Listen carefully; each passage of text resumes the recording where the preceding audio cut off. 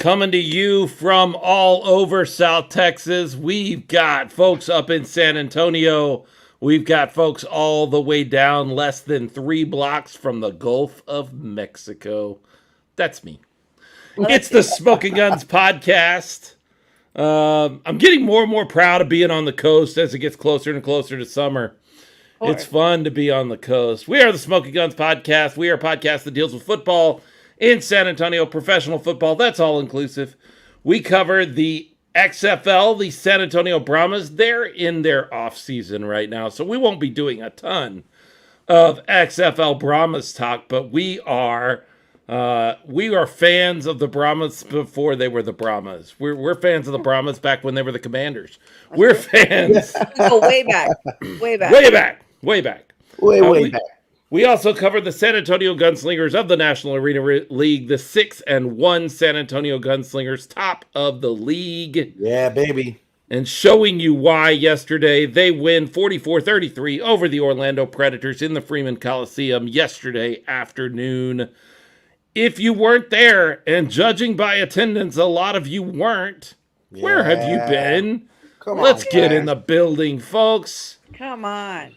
Support your San Antonio Gunslingers. Support San Antonio pro football, whether that's the Gunslingers, the Brahmas, anything else that might come along. It's the only way we're going to see more of it is if we support this, and I am disappointed, San Antonio. Me too. It's not just the fact that it's professional football. It's that it's a very, very top-notch production level on this whole thing. You go, you see a live game, you will know what we're talking about. A lot of time and effort goes into this thing. And if we're not getting the butts in the seats, it's not going to last long, guys. And it's not going to be anybody's fault but ours for not showing up. We got to show up and support. Get there. Bring your friend, bring your enemy, bring your coworker, bring your mama, whatever it takes. Get them to the Freeman Coliseum in 2 weeks. June 17th is the next game coming up against the West Texas Warbirds. We'll talk a little bit about that this week, but we'll really talk about that next week. Mo Ferrante checking in. I think she's checking in from a couple of different spots, to be honest, because she says on Facebook, that was an awesome game. And then a Colts fan, Mo, on YouTube says, that was an awesome game. I think that's Mo. I think both of those are Mo. Which is fine. I know Mo is a Colts fan, so yes. I have Which is fine. So the San Antonio Gunslingers, 44-33 over the Orlando Predators to move to 6-1.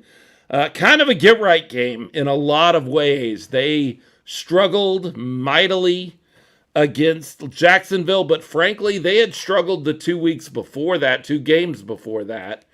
But they had always come out on top with the win. They did not do that against Jacksonville.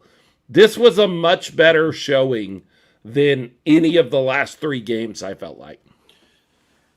Yeah, I would agree. As we said, they've been pulling out games despite the poor, not poor, but not their best performance. We know what they're capable of. And which is what championship teams do, by the way. They play a bad game and still win. I'm not taking anything away from them. No. Sometimes you play a bad game and you still have to find a way to win. They've done that. Mm-hmm. They did not do that against Jacksonville, but Jacksonville's not a team you could have a bad game against. They're going to beat you. They are a really good football team. Yeah. Good teams you got to show up for, especially good teams that are, quote unquote, gunning for you. You have a big old target on your back. You got to come with your best game. And talking to coach and talking to the players, they knew what happened. Mm-hmm. They recognized the situation, and they promised a better showing this time around, and they delivered. I talked to Coach Shaw before the game, and he said, we're going to get that W today. He promised the W, and I said, I believe you, Coach. I don't have any doubt. And after the game, I went up and I said, you delivered on your promise. And he says, I told you I would. And I said, yep. Coach Shaw is always he's passionate. He is hyped up all the time. He kind of runs with a high motor. But I have never seen the guy more excited than when they converted on that onside kick, that surprise onside kick that got everybody.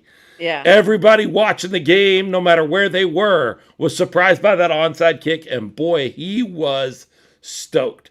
He was looking over at us and pointing like he was happy. He was very happy. Yeah, he was. Yeah, I said we're right there at the end zone, and that was the end zone that they were kicking from. So he was within shouts, reach, range, and I yelled out to him. I said, "Coach Shaw," and I gave him the thumbs up, and he turned and he looked at us as a group, and he pointed at us, and he was definitely excited. Didn't work out that possession the way they hoped they would. That was a turnover on down, so we kind of gave it right back, but still, it was a great call at a great time. They just couldn't convert. James Palmer on Facebook. Drew even seemed like he was back to his own self. Jay Washington on YouTube says, don't forget about the deuce and the onside kick. Special teams were very special. Drew felt good. You could tell he was perfect from extra point land. He got that onside kick. He got the deuce. And I talked to him after the game. He is so excited because they get to practice for the next 2 weeks in the Freeman. And awesome. So he gets to fine tune that in.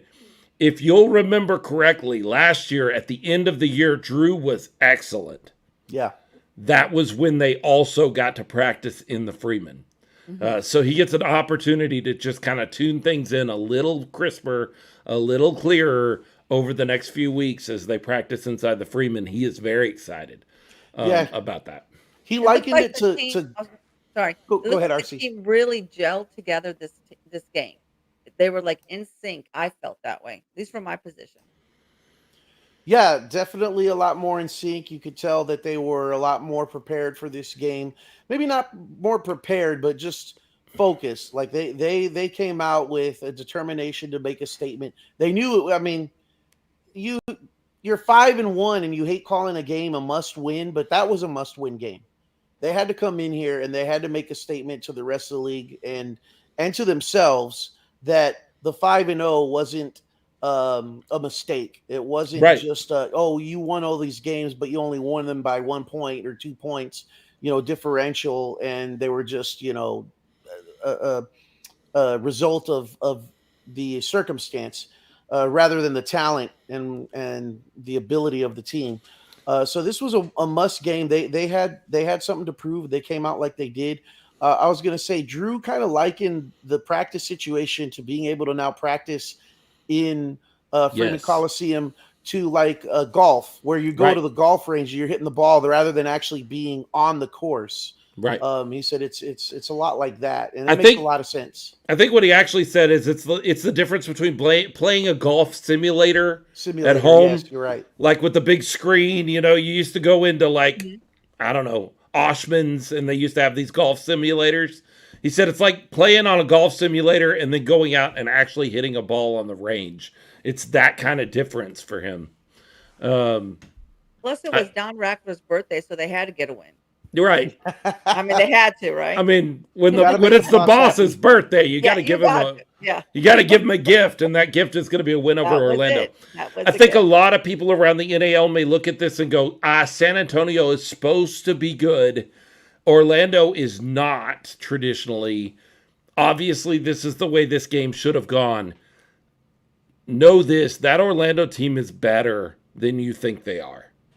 The talent around that team is better than you think they are. This was not a case of a decent San Antonio team beating up on a poor team.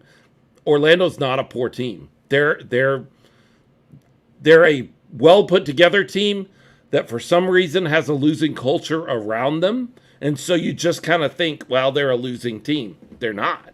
They've got really good talent. They've got the MVP last year. They've got the best quarterback in the league last year. Both of those guys are on that team. They've got the talent on that team. And they beat Jacksonville. Johnny Salazar brings up a great point.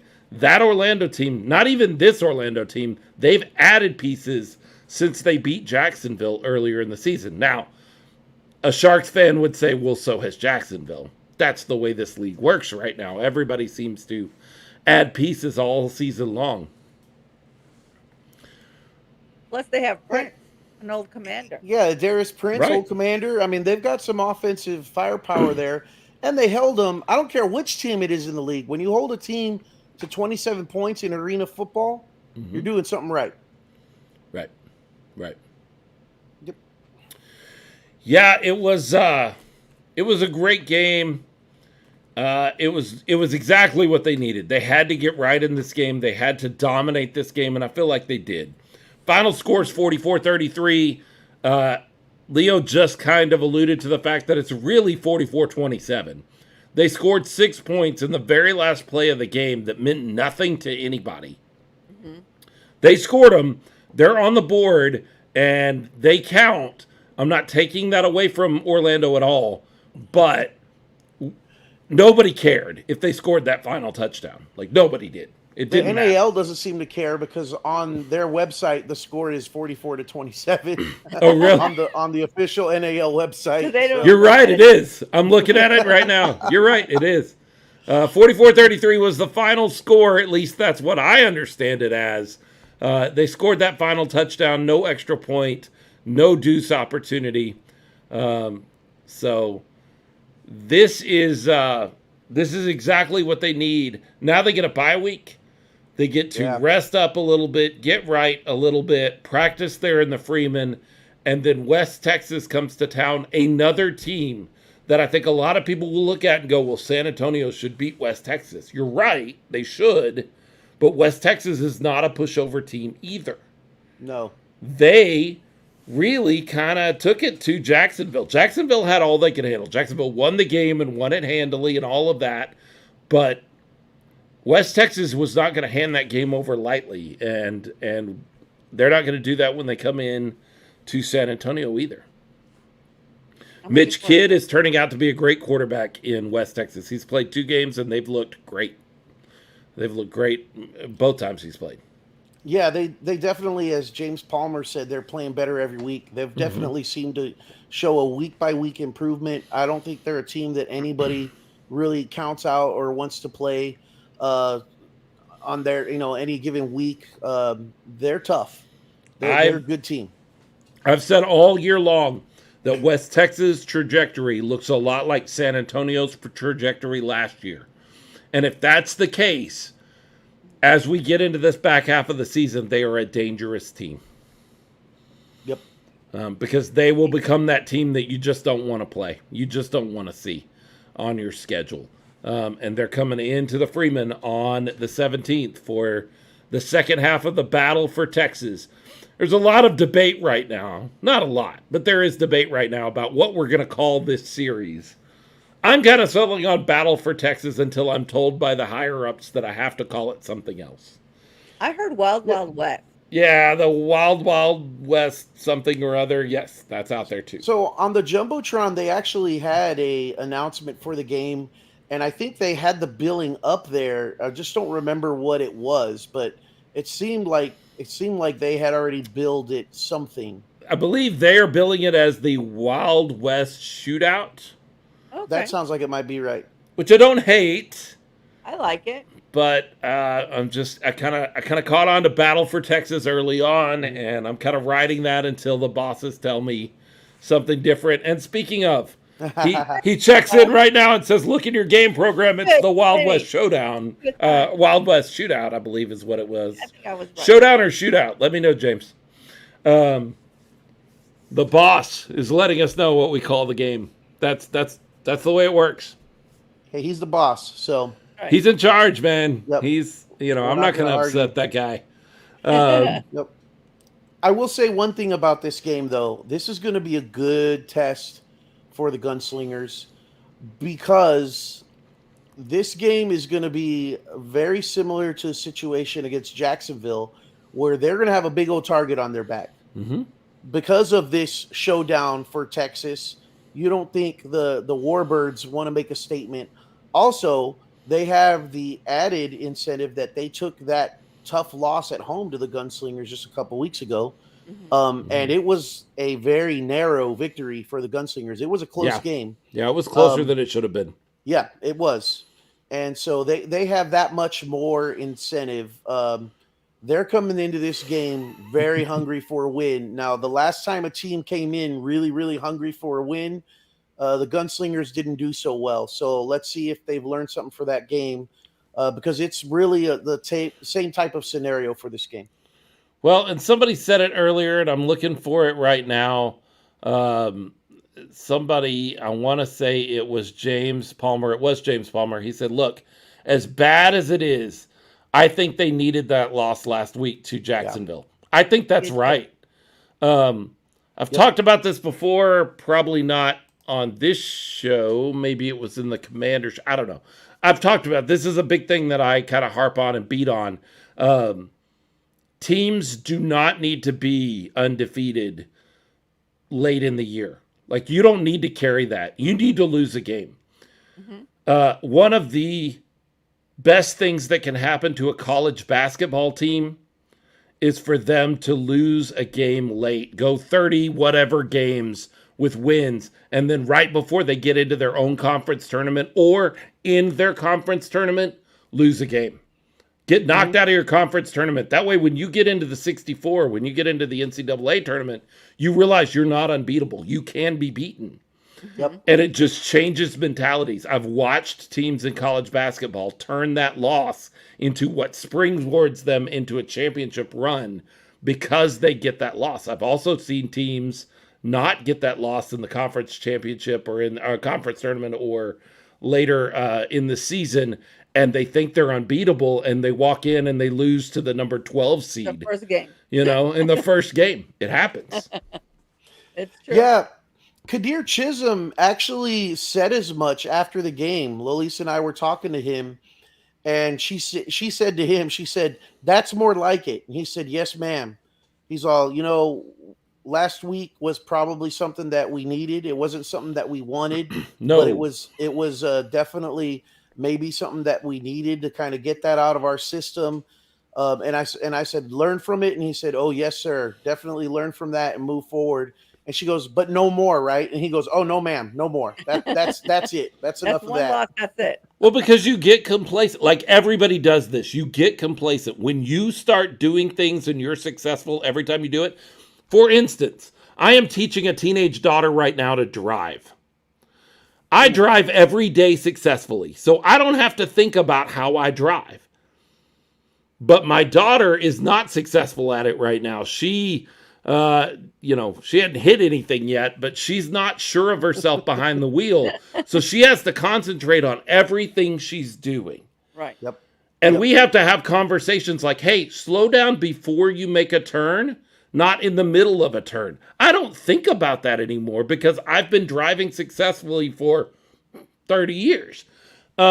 She has to think about those things, and now I have to think about how to tell her to do these things that I just do naturally. You become complacent when you do things successfully over and over and over again. And that includes playing a football game. You play football games and you win no matter what you do. There comes a time when you're like, it doesn't matter what I do, I'm going to be successful. And you get into this rut. Now you can say, hey, good coaches will stop that, or good players will get themselves out of that and not think that way. It's just human nature. You do things successfully for so many times in a row and you go, oh, I got this. I know how this works. So maybe that we called it last week a wake-up call. Maybe that was a great wake-up call. Kick in the butt. Yeah. Yes, Michael Wayne Davis, we have full coverage. Full coverage. Yes, Michael Wayne Davis, we have full coverage. Oh. But they looked great against Orlando. Arvell Nelson did not throw a pick. That is important because Arvell Nelson usually throws a pick in there somewhere. There was a San Antonio Gunslingers pick. Robert Kent Jr. came in late in the game, fourth quarter, in just the perfect situation. You've got a guy that has not played football in... months? 9 months? Yeah. Yeah. You've got the lead, you've got things set, but you need this guy to knock the rust off a little bit and be ready in case you need him What a great situation for Robert Kent Jr. to come in. Like, Perfect you've timing. got the game is in hand. But you get a chance for Robert to get out there and knock the rust off a little and be ready. All week long, as he has announced that he's coming back to the Gunslingers, folks have been hitting him up on social media, and I have been quietly paying attention. I don't think I've said anything on any of his posts, but every time he mentions this is an opportunity to get a ring. He is coming back. He made the decision to come back because he sees championship potential here. For a guy that has been playing professional football for nearly 20 years, over 20 years, 20 years? 21 years, I think, if I did the count right. That means something for him to look at it and say, I see championship potential here. I think a lot of people do, actually. Not just him. No, I think that's true, but I'm just saying for a guy that's been around the sport that long, to see the championship potential and say, I'm going to throw myself in this for the next 3 or 4 months because I see potential here. That's big. That's big. I know a lot of you are checking in and going, hey, I thought they were going to have the commissioner on. We are, but we wanted to cover some things about the game first. He's going to be checking in with us here in a little while. We've got lots of questions for him. Lots of information we want to gather from him. And if you have questions, real, actual questions, then go ahead and shoot those to us. And when the commissioner gets on, if we have time, we'll certainly ask him some of your questions as well. I just got a text message from the GM, James Stubing. He says, Wild West Showdown. Wild West Showdown. We're going with Wild West Showdown. Yes, sir. Wild West. That's what it is. Okay. It is the Wild West Showdown. San Antonio Gunslingers, West Texas Warbirds, the 17th. That's a Saturday night. Maybe that will help with the crowd a little bit. Maybe the crowd will get in there on a Saturday evening a little better than they do on a Sunday afternoon. Well, I got my hat for the showdown right I saw here. it. Look at this that. hat. Look at This that is beauty. awesome. Look at that beauty. Thank you, Carrie White, for letting us know that they have these at Walmart. And I got one for Loli, Leo, so if you can tell her that I Oh, got very one nice. for her. I will let her know. So we're ready for that showdown. Jay Washington on YouTube says, is the commish ready for the championship in San Antonio? We'll ask him, but ready or not, ready or not, here it comes. That's right. And talking about attendance, last week I almost went on every morning to tell people, to encourage people to wear their shirt. I wore my shirt out there. I don't know what else we could do, people. I mean, I told them to tag people, and they did, which I appreciate.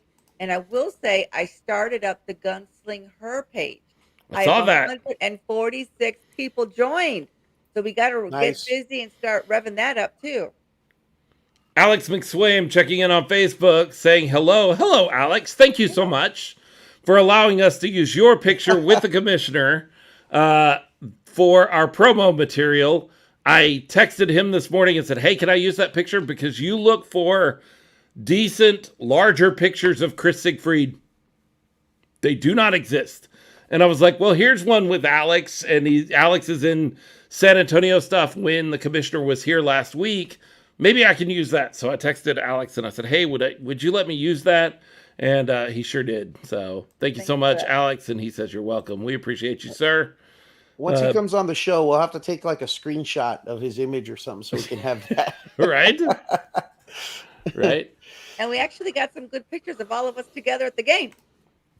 Michael Lagoy checking in. Hey, from Albany, New York, home of the circus. Yeah, man, we are with you. We are with you. And I know that you are checking in specifically to hear from the commissioner about some things going on in Albany. We'll ask what we can ask. But like I mentioned earlier today on Facebook, I think it's careful. I think we have to note that no commissioner in sports has the ability to dismiss an owner from the league. Like that just that's not within their scope of power. If that were true, if a commissioner could get rid of an owner, David Stern would have gotten rid of Mark Cuban like that. Because he never liked that guy. And he would have gotten rid of that dude. But I know that over in Albany, gosh, I don't even know what to believe anymore. I had a rumor yesterday that was crazy, that there may not even be an Albany team this week because of some stuff going on. I have not heard any confirmation of that, so I'm not taking it any further than that. But that is something that I'm hearing. It's definitely a circus over there. Cringe-worthy stuff. Yeah. Ugh. Yeah. And I hate the mark that's leaving on the NAL, because it all comes back in a circle, and people are looking at what the other teams are doing or they're not doing, and it affects all of us, unfortunately. It is. It does. It affects everybody. It affects the league. I have not been quiet about since he joined the league about Antonio Brown and how I think that he is detrimental to the league. But it's important to note that he's an owner in this league, and that gives him a certain amount of power that even the commissioner, just doesn't have a lot he could do. Now, every other owner in the league could step forward and say, do X, Y, and Z, or pack your bags and we're going to kick you out. Like, that is a possibility. But I will tell you right now, they're not going to do that mid-season. They're gonna do everything they can to try to muddle through the season and do what they can do, and then in the off season address that. But I don't even think we're there to that yet. It just is what it is, and it's sad. It's rough. The Empire is not near what they were at the beginning of the season. Yeah, and I think that's what hurts the most is that it's the Albany Empire. I mean, this is a very successful, storied organization, and it's just been dismantled so quickly. It's a shadow of what it was, not just even at the beginning of the season. So we really feel for all you Empire fans. But I'll say I'll be the first one to welcome any and all of the Albany fans. If something does happen to your team, come on board, jump on the bandwagon, and we will accept you and love you as our family here with the Gunslingers. So there you go. You got the invite. Recruiting more Gunslinger posse. That's always. Right. Absolutely. Yeah, we need them in the Freeman Coliseum. That's for sure. We need somebody in there. I don't know who's listening, but somebody needs to listen. You guys are really missing out on a good product. Good family fun. I know this past game, the Smokin Gunz podcast sponsored flowers for the cheerleaders, and they literally were overwhelmed. They loved it. Just knowing that you're being appreciated really means a lot, and they really do a lot and very dedicated. And so I just wanted us to show them that we do love them and we do care about them.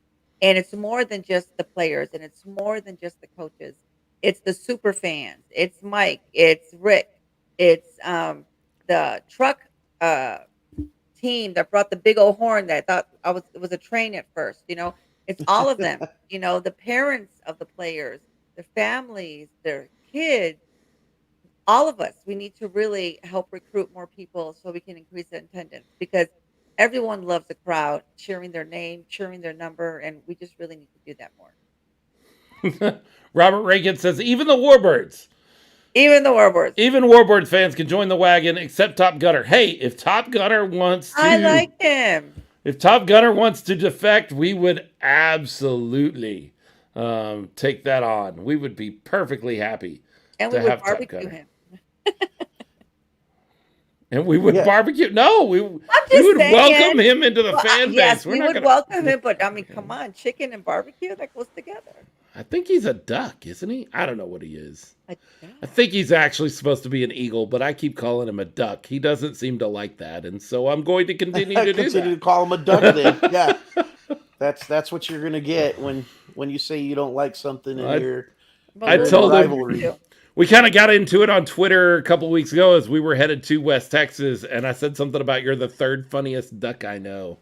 And then I shared a picture of Donald and Daffy doing the piano thing from Who Framed Roger Rabbit, and he immediately came back and said, yeah, well, you're the fourth funniest stooge. And I'm like, that's not even good, dude. That's not even funny.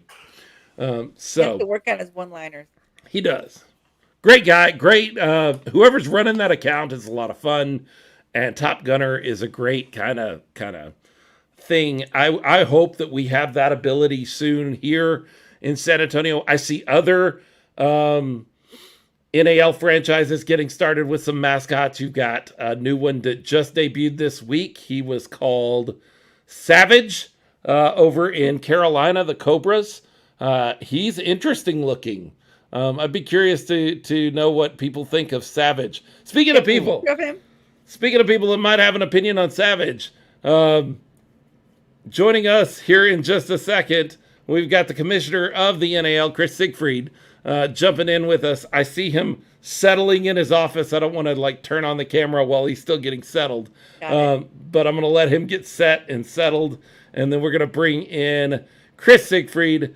He is the commissioner of the National Arena League, and he's joining us on the Smokin Gunz podcast. Welcome to the show, sir. Hey. Hello. Hey guys, how are you? We're doing well. We're doing well. How are you? I'm doing good. Busy day, but all good. Yeah, so thank you so much for coming on, spending some time with us. I want to set kind of a couple of baseline things because I know that there's lots of conversations that folks want to have around the league. Give us an idea of two things really quickly. As the commissioner, how did you wind up as the commissioner of the National Arena League? What's the elevator story of how you wound up in this position? So the first year I was director of football operations when the league first started. John Greger was our initial commissioner, and that was 2017. And he stepped down after the season, and the owners pretty much asked me. They figured I was one of the few non-biased people working with the league, so I accepted, and that's really all there is to it. So I wish it was something more creative. It's okay. So how would you characterize your position as the commissioner of the National Arena League? What is your job? If you had to give your job description in a couple of sentences, what do you do? Well, I mean, it's multifaceted because I still have the football operations work to do as well. But the commissioner side of it is a little bit more front facing, making sure that I represent the league, to the best of my ability, which I try to do. Continue to explore expansion opportunities. And as we grow, we're hoping to get some league-wide sponsors. Matter of fact, just earlier today, I was discussing with a potential opportunity to get us on a really big venue for our championship game. So that's something that I'm trying to get done. It's going to be an uphill battle because there's cost involved. Sure. But it'd certainly be nice to get to the, let's just say, 8 figures of viewership for our championship game. So that's the goal. And that's stuff that's been working behind the scenes for months. But we're not there yet. So. And since that championship game is going to be here in San Antonio, you can start figuring. I'm just giving you a hard time.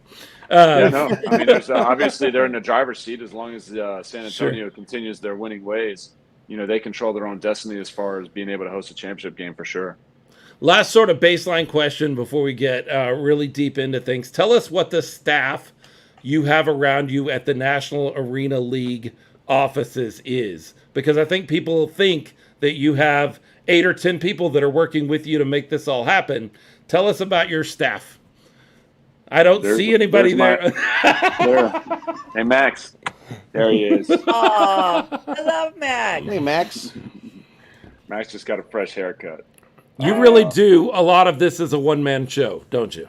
So, I mean, yes. I mean, the league, we don't actually have a physical league office, although we're incorporated out of Georgia, I think.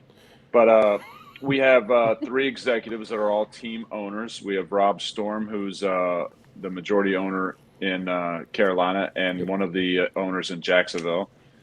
Steve Kern, who's the managing partner and part owner of Jacksonville, and Zach Bugg, a newly appointed executive. He's the owner in West Texas. So the way the league works pretty much is the executives are pretty much at the top. I answer to those guys, and then the owners technically answer to me. I also find the teams when things go wrong, and so the guys that I work for, I also have to find. We do have a media relations guy, Steven Chitola, who's been doing a great job. He's actually doing a little bit more part-time because he recently accepted a job with the Jacksonville Jaguars. We do have a director of broadcasting, George Birnbaum, and he just simply helps assist teams on game days. We do have a league supervisor of officials, Joe Clarkson, who organizes all the officials. So, but as far as the actual day-to-day operations of the league, you're looking at it, and I'm happy to do it because I believe in the vision of this league and the way this game is played, especially bringing back the rebound nets, which is massive. I've been fighting for it since 2017.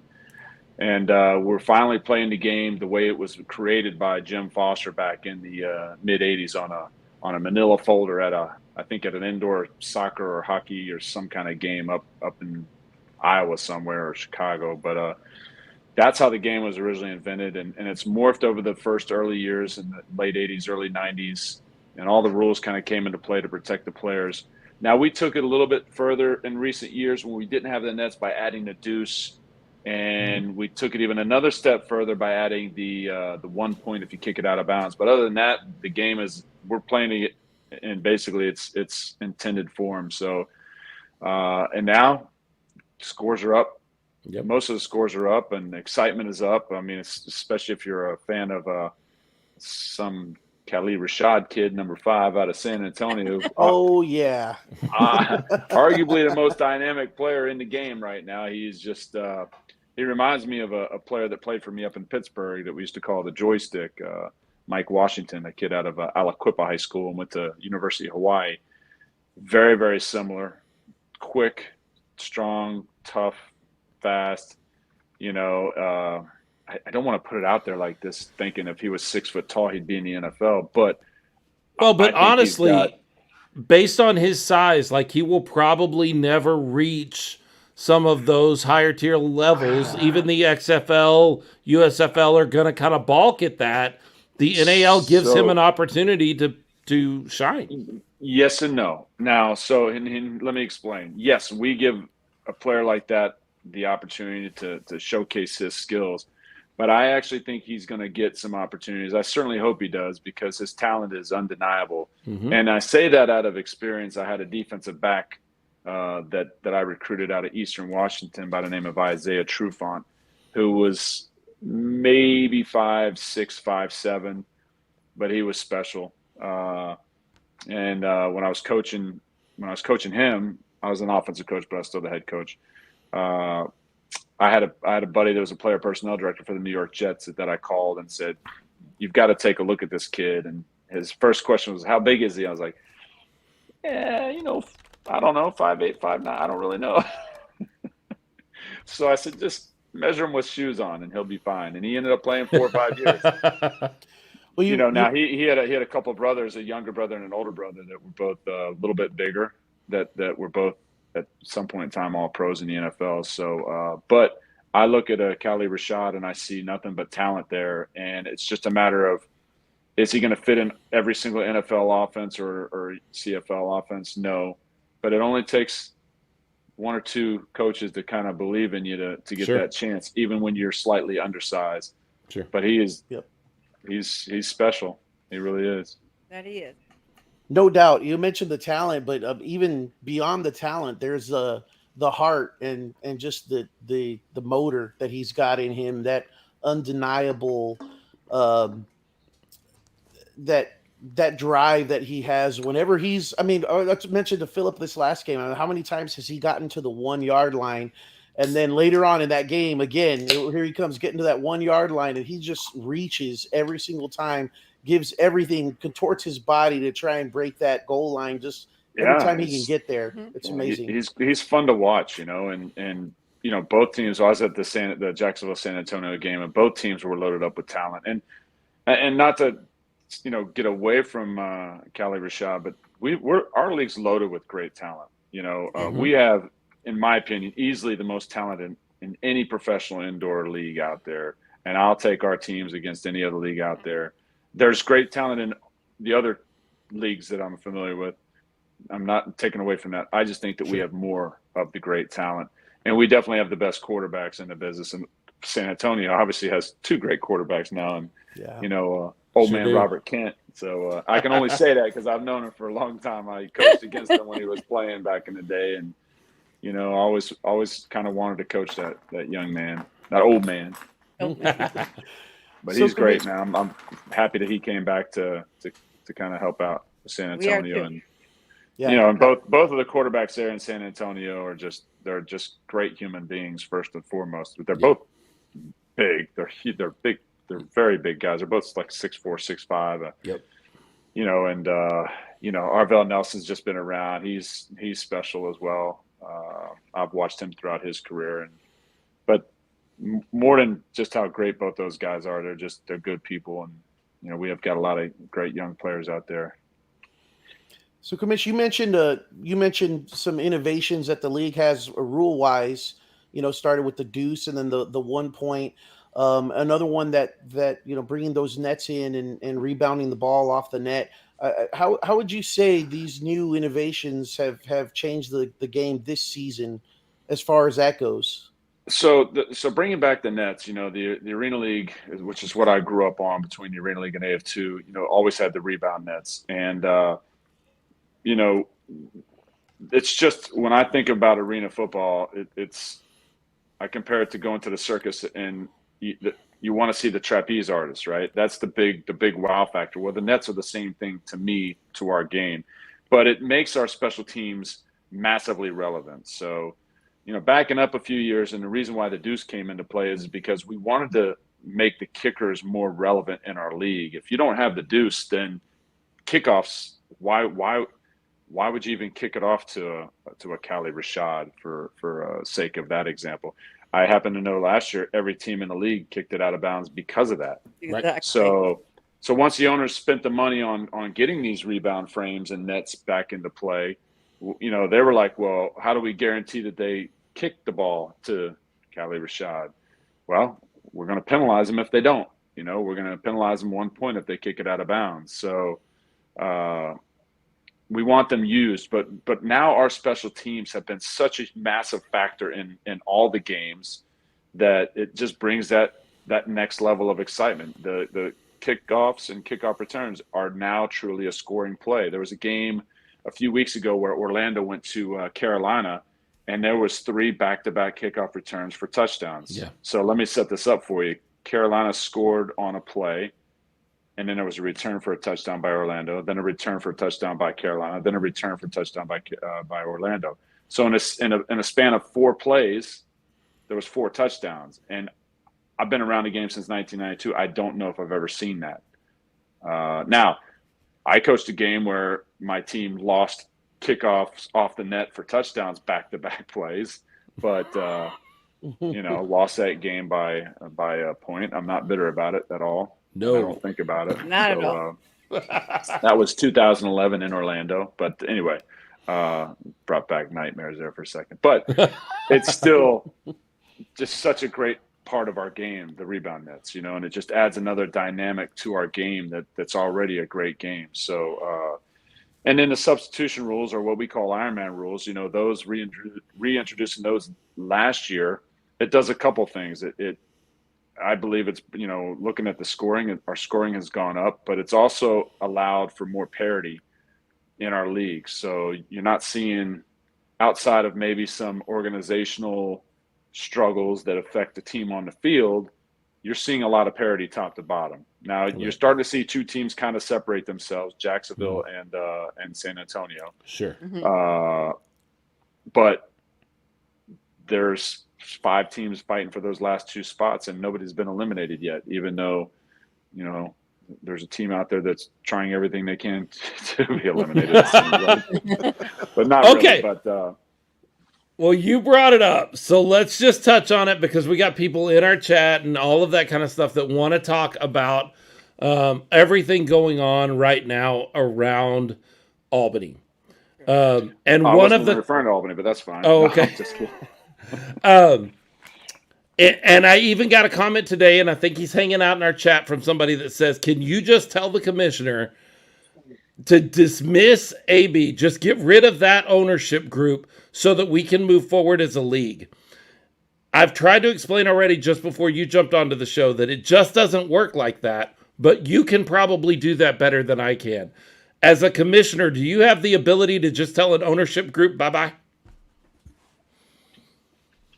How do I answer that politically correct? You put them on the spot, Philip. So I mean, me alone, no, but Right. through the ownership group, yes. Can we remove an ownership group? Absolutely. Are we going to remove an ownership group that happens to be paying the bills?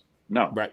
Are we happy that there's all this turnover? No, not in a perfect world. I'm sure that the other teams don't mind it at all. But the reality of it is there's some things that have happened behind the scenes that will not go public unless those people involved want them to go public.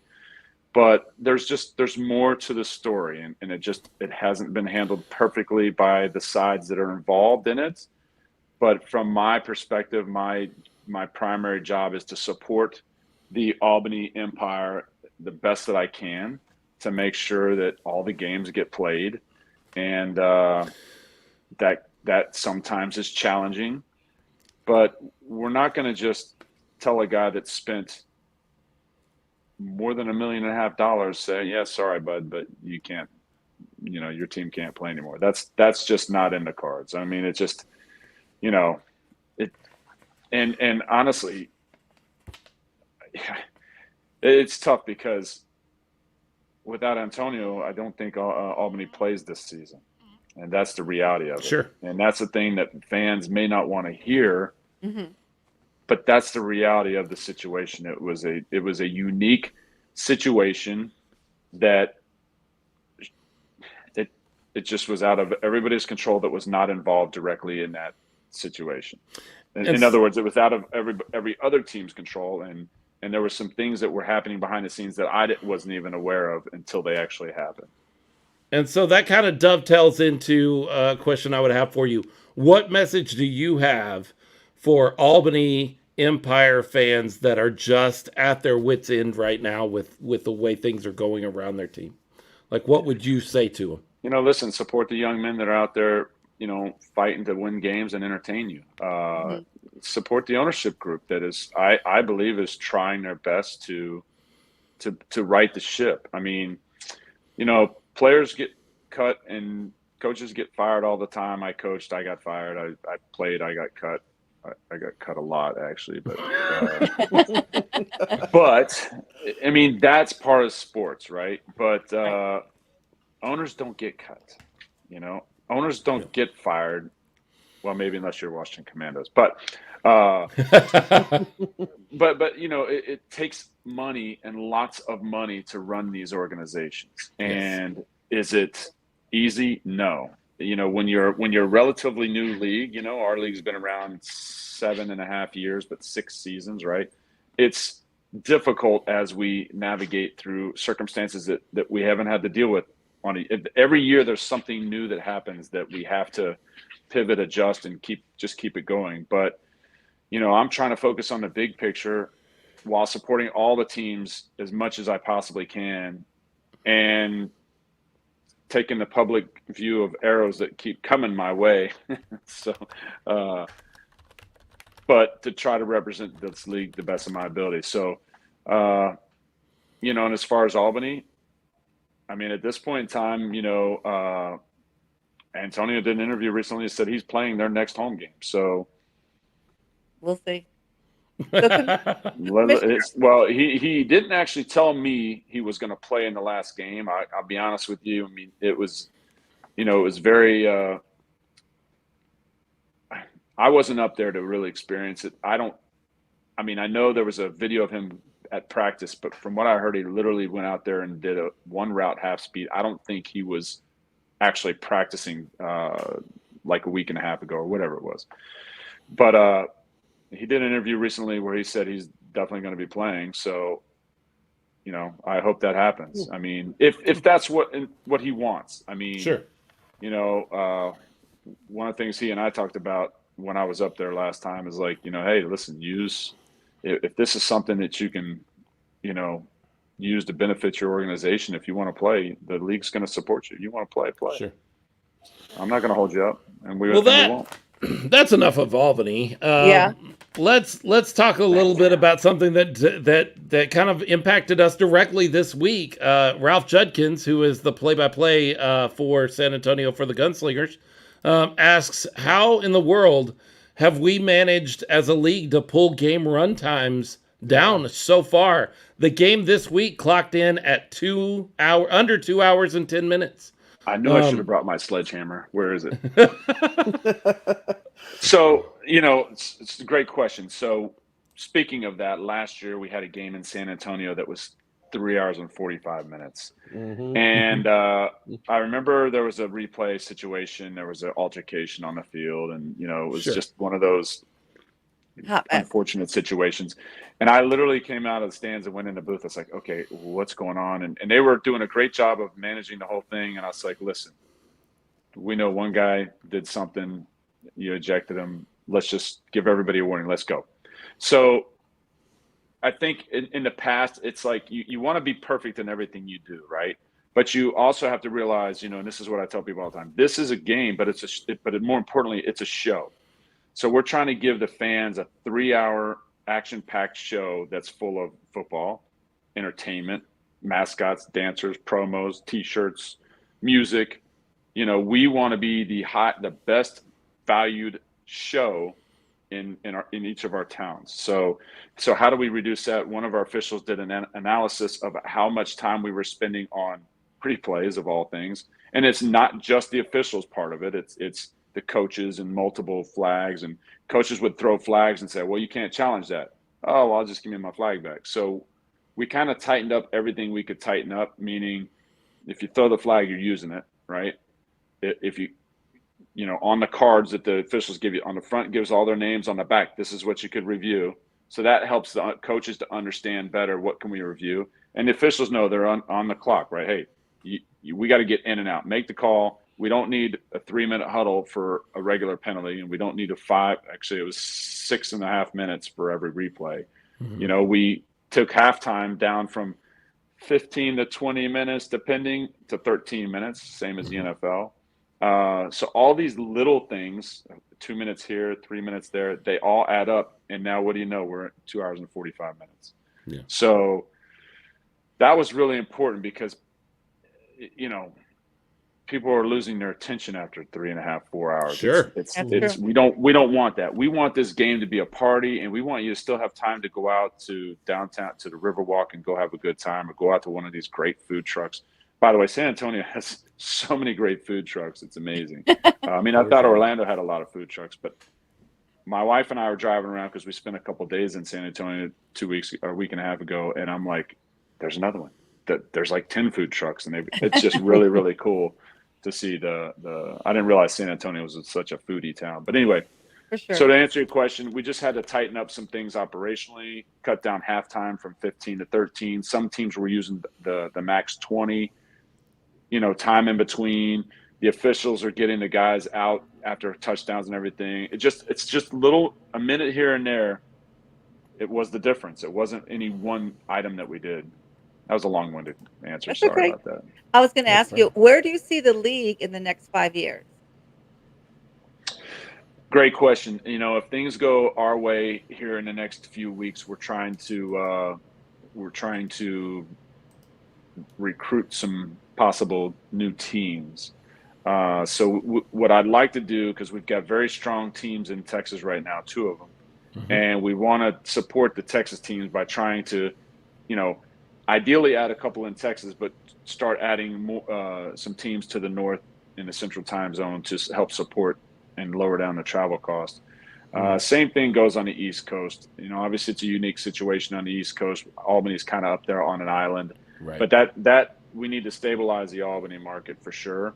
But we have a lot of other markets in generally speaking, the Southeast and Panhandle region of the country that are potential good markets for us to expand into. But, definite short-term goals to get to 10 teams, hopefully 14 for 2024.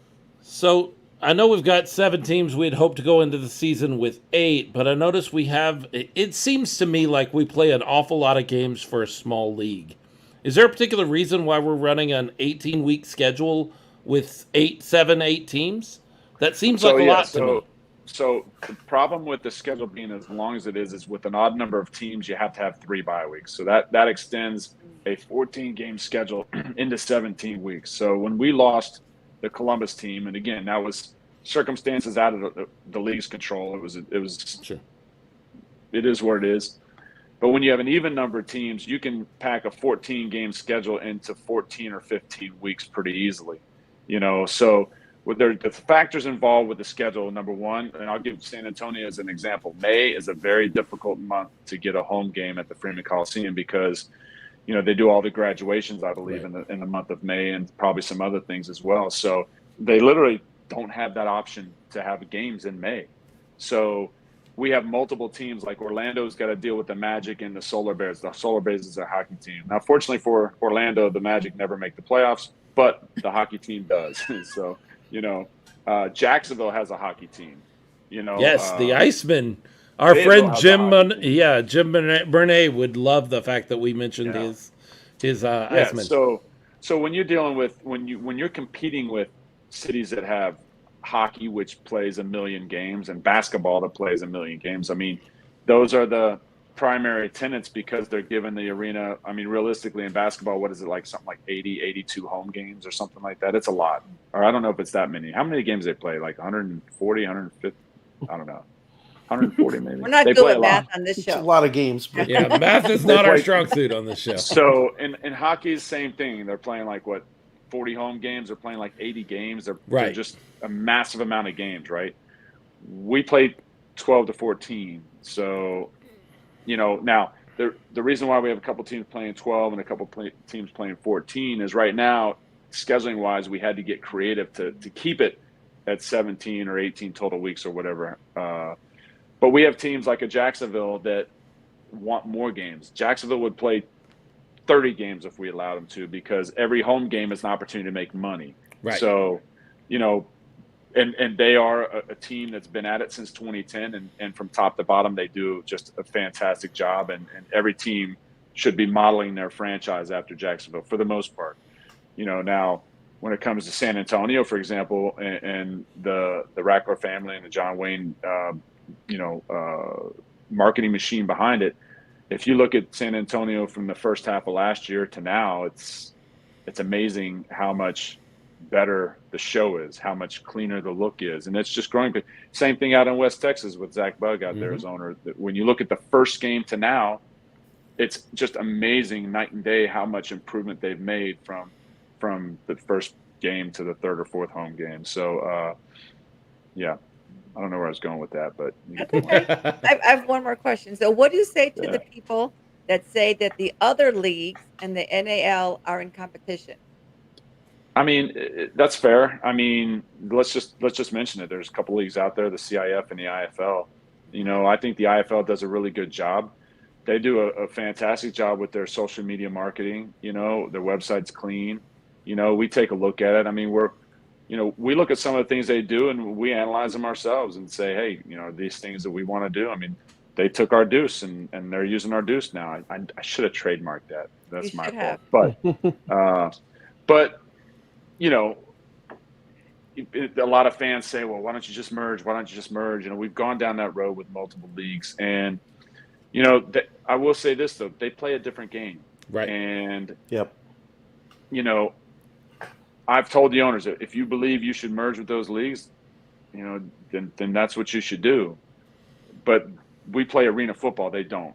We have one guy in motion. They've got two. We've got more, actually less rules on it. The rules are just different. It's just a different game. Right. If you watch their game and you watch ours, it's different. That doesn't mean ours is better or theirs is better. I mean, we all know ours is better, but that doesn't.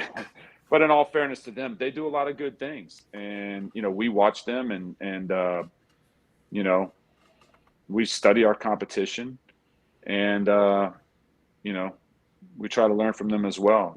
They have a bigger budget from a front office standpoint, but we have some things that we do a little bit better, I think, as well. They're not going to come in here and play arena football and beat any of our teams. That's for sure.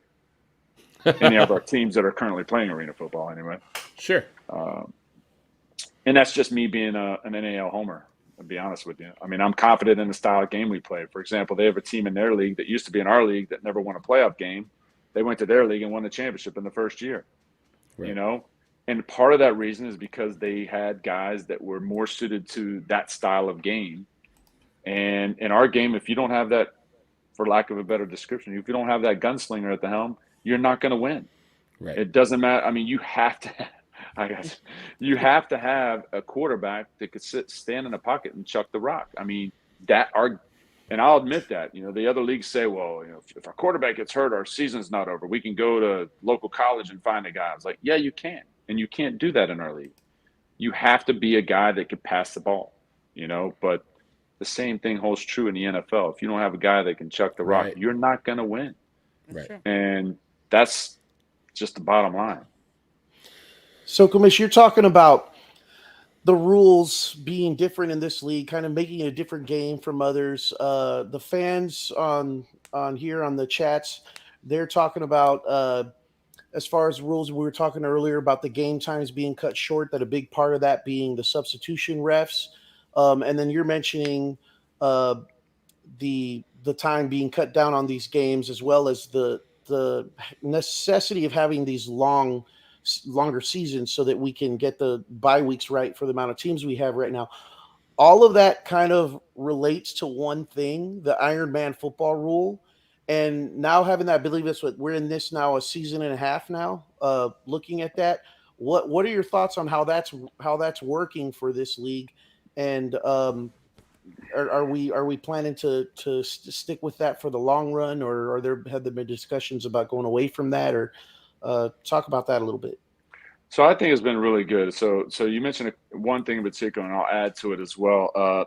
We kind of tweaked how we did our substitutions this year, and that helps as well. For example, in the history of the game, the substitution official would just simply be marking the players off on the list, and every once in a while you have an illegal substitution, he'd throw the blue flag. Matter of fact, I think there was one in San Antonio last year.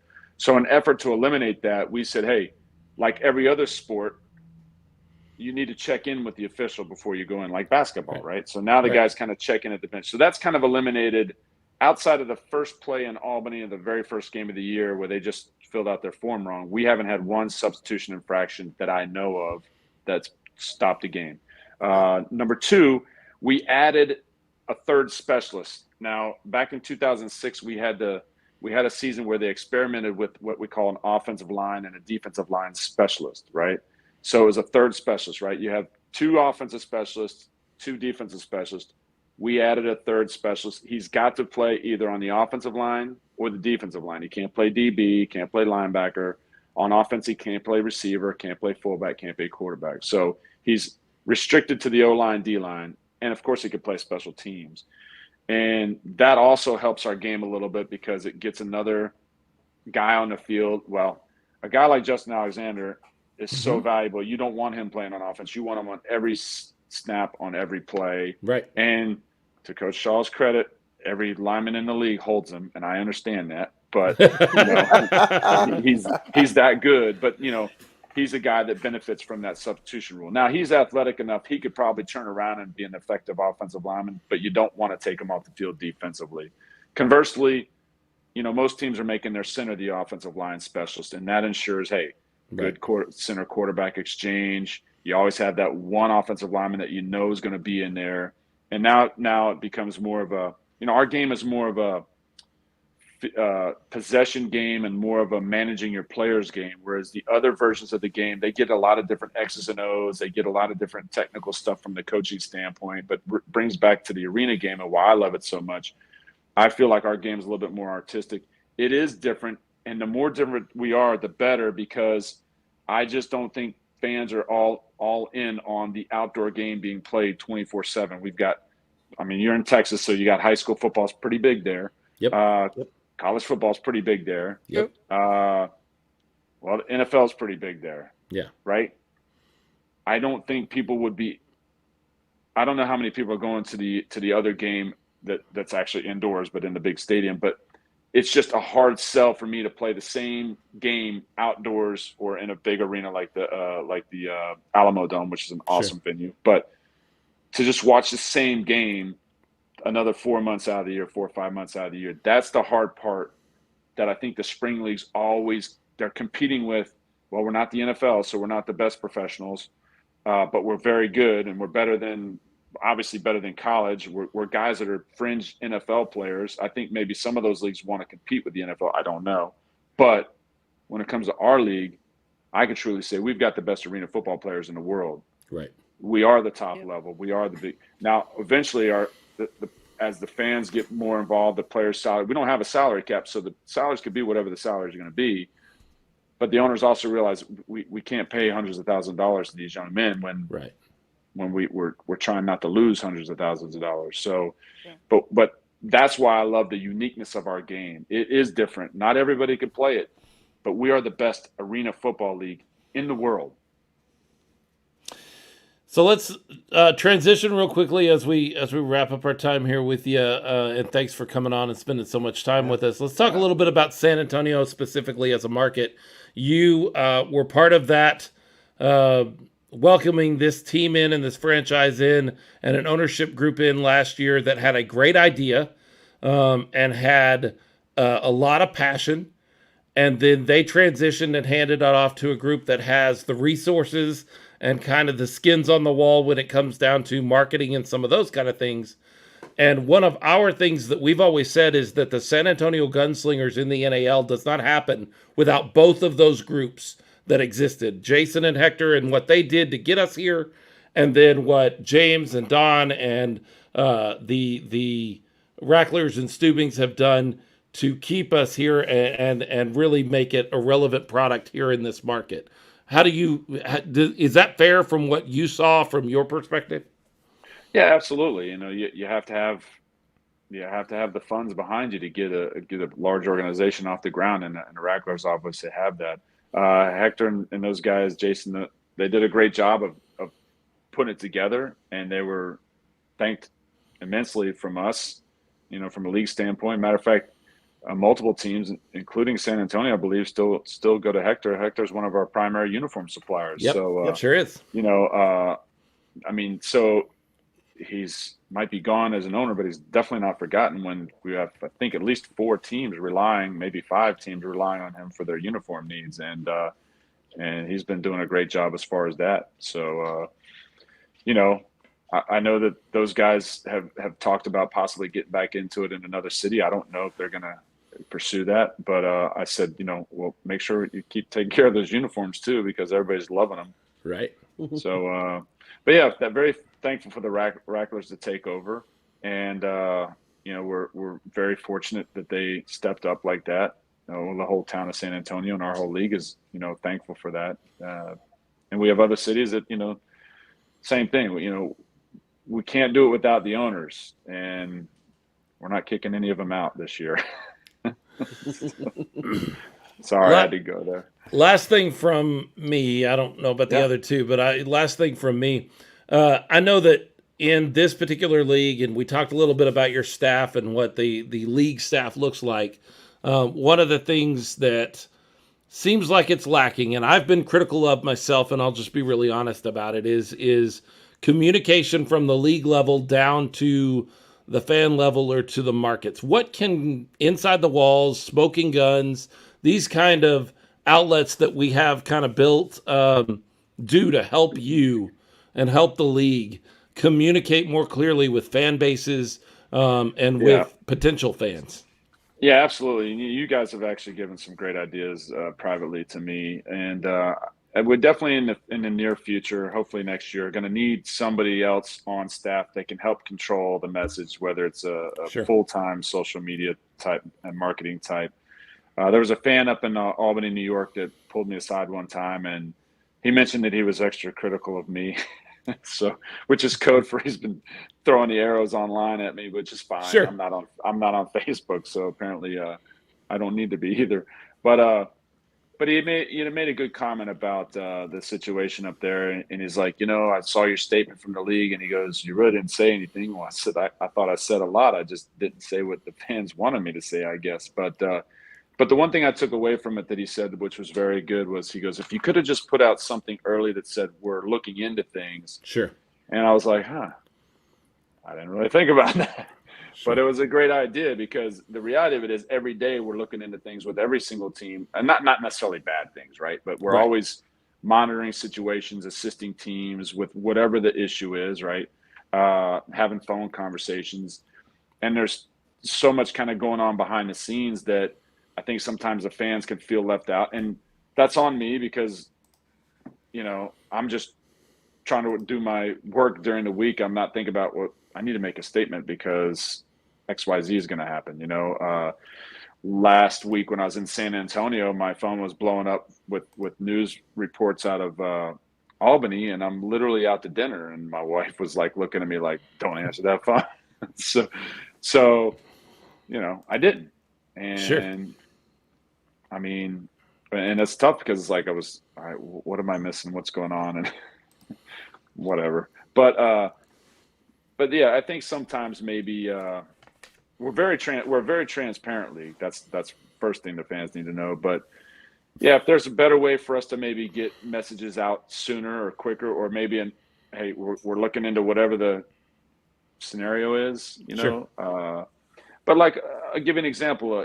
Our championship game is definitely going to be on YouTube, right? But my goal is to work out this deal to get it on a major. I'm literally looking at the channel right now. Let me be clear. It can happen, but there are a few things that have to happen in the interim. And of course it takes funding to get it there, but we have a potential opportunity to get on a great station that's worldwide. But it's not like I can't announce that, hey, we're working on a television deal, and then it never comes through. So then it's like, there he goes again. Yeah. Can I ask if that would be a live broadcast of it or a delayed broadcast? Yeah, well, I'm assuming it's going to be live. Okay. Sometimes that is one of those things that, hey, we can put you on our network, but we can do it 2 weeks after your championship game actually plays. I was thinking more like a 10-second delay just in case. Oh no, I'm thinking the actual tape delay. No, it would be my understanding is it would be live, and it would be. Oh, very cool. Very cool. But but it's not done. It's it's one of those things that feels like it's really close, but it's not. It's not close until the contract's signed, and then it's close. Then we can make an announcement. So, and honestly, none of our owners know about it yet. So we're the first. James Stubing does now, or James Stubing is going to be giving a call to Don Reckler. I think I had a 5-minute conversation before I got on here about this is what's possible, and I'm waiting for the details. And then I had another conversation. It's just a lot of moving parts. It's a fluid situation.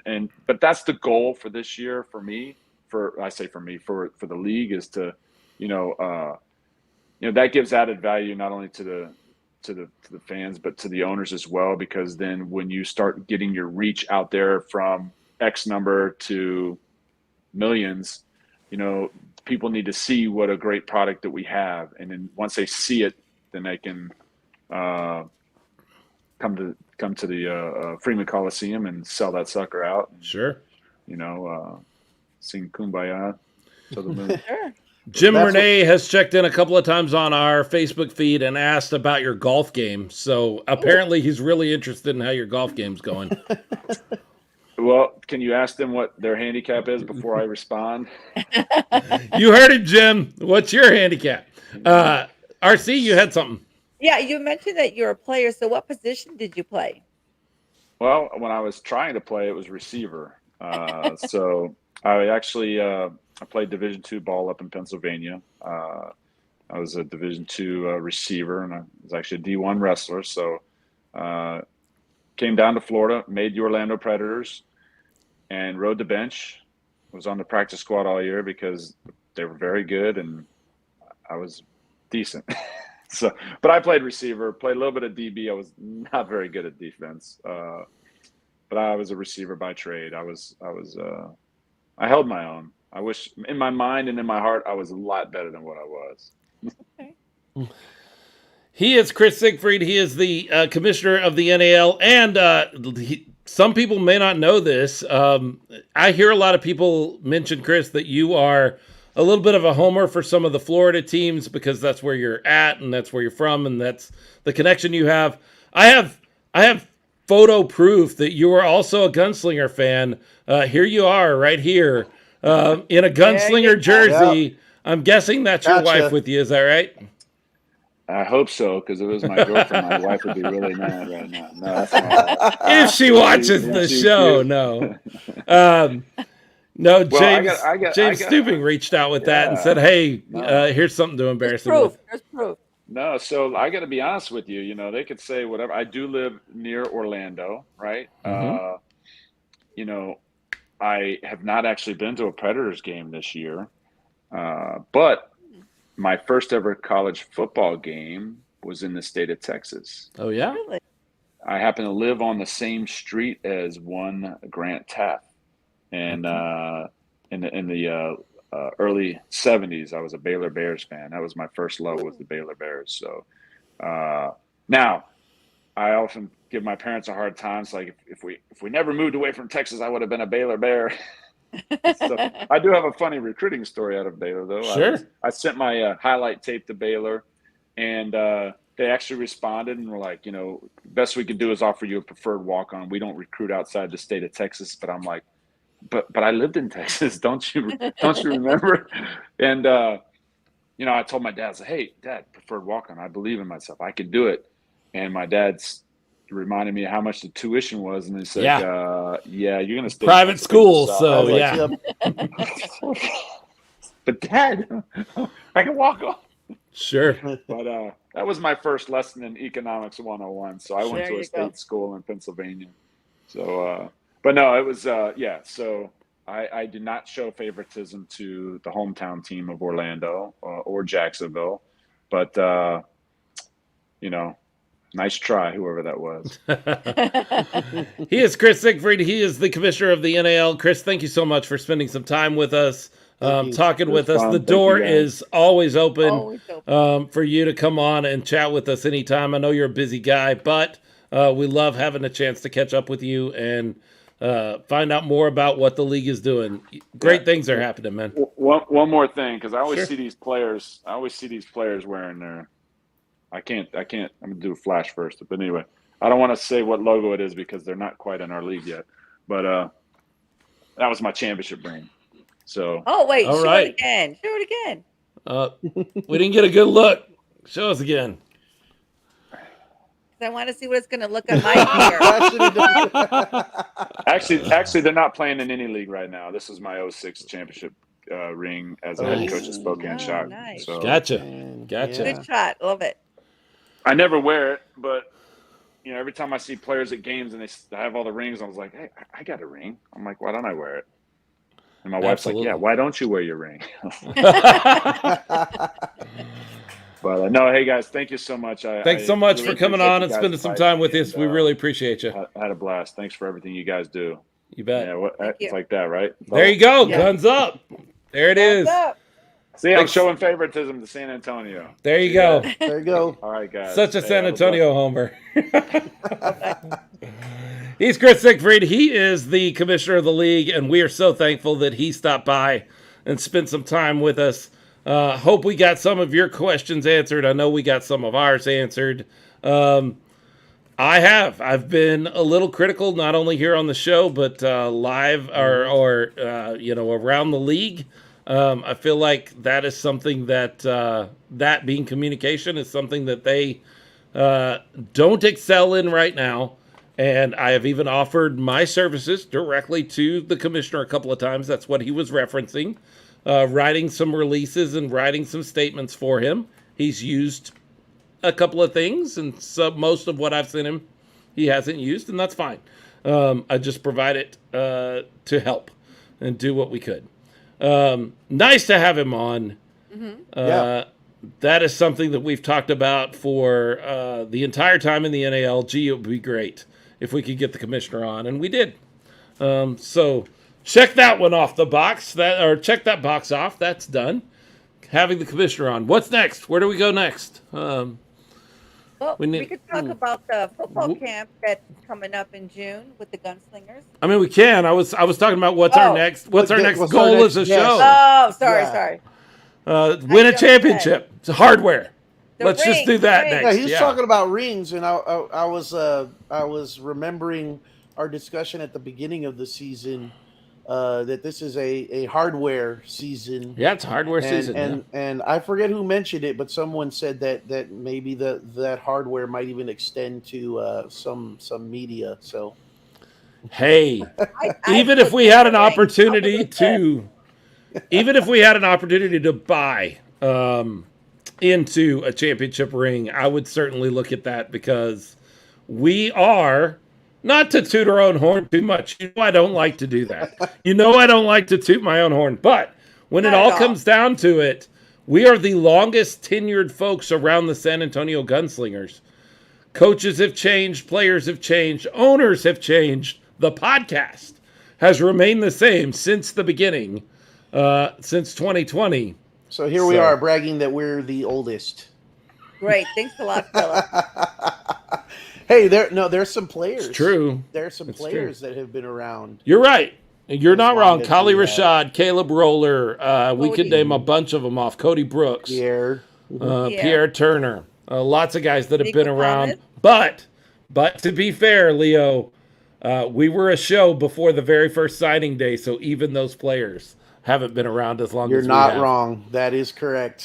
So James Palmer says fan rings need to be a thing.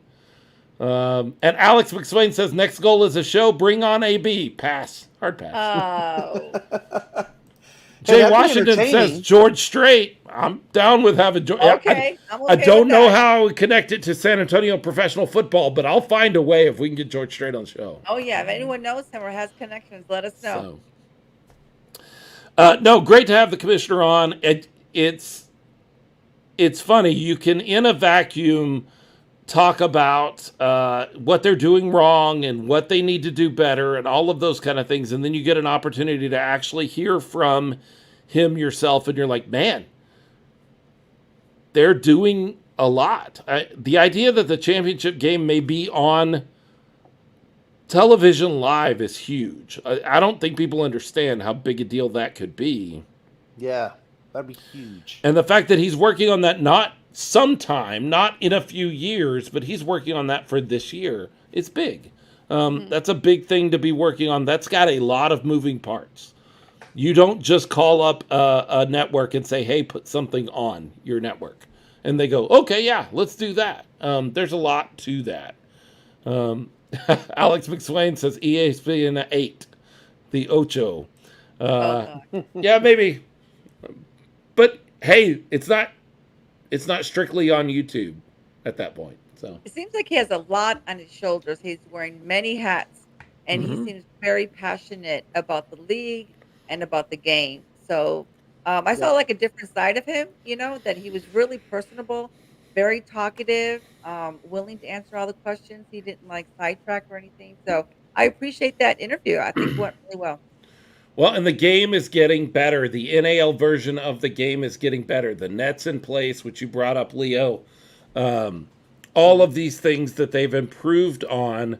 Michael Wayne Davis talking about this year, the games are faster, the officiating is better. All of that is true. And all of that is part of what Chris is doing. Chris Siegfried is doing along with Joel Clarkson and his staff. But Chris is really the one that's kind of forcing that through. In fact, if it weren't for the drama in Albany, Yeah, I wouldn't say it's perfect, but man, how I smooth say we has get this an A. been outside of that drama in Albany, which, by the way, Chris mentioned it. I think it's important to say there was going to be drama in Albany one way or the other. It happens to be AB, but if AB never steps into Albany, Albany probably doesn't play a game all season, and that's a whole different kind of drama. That's true. So, there was going to be that drama anyway.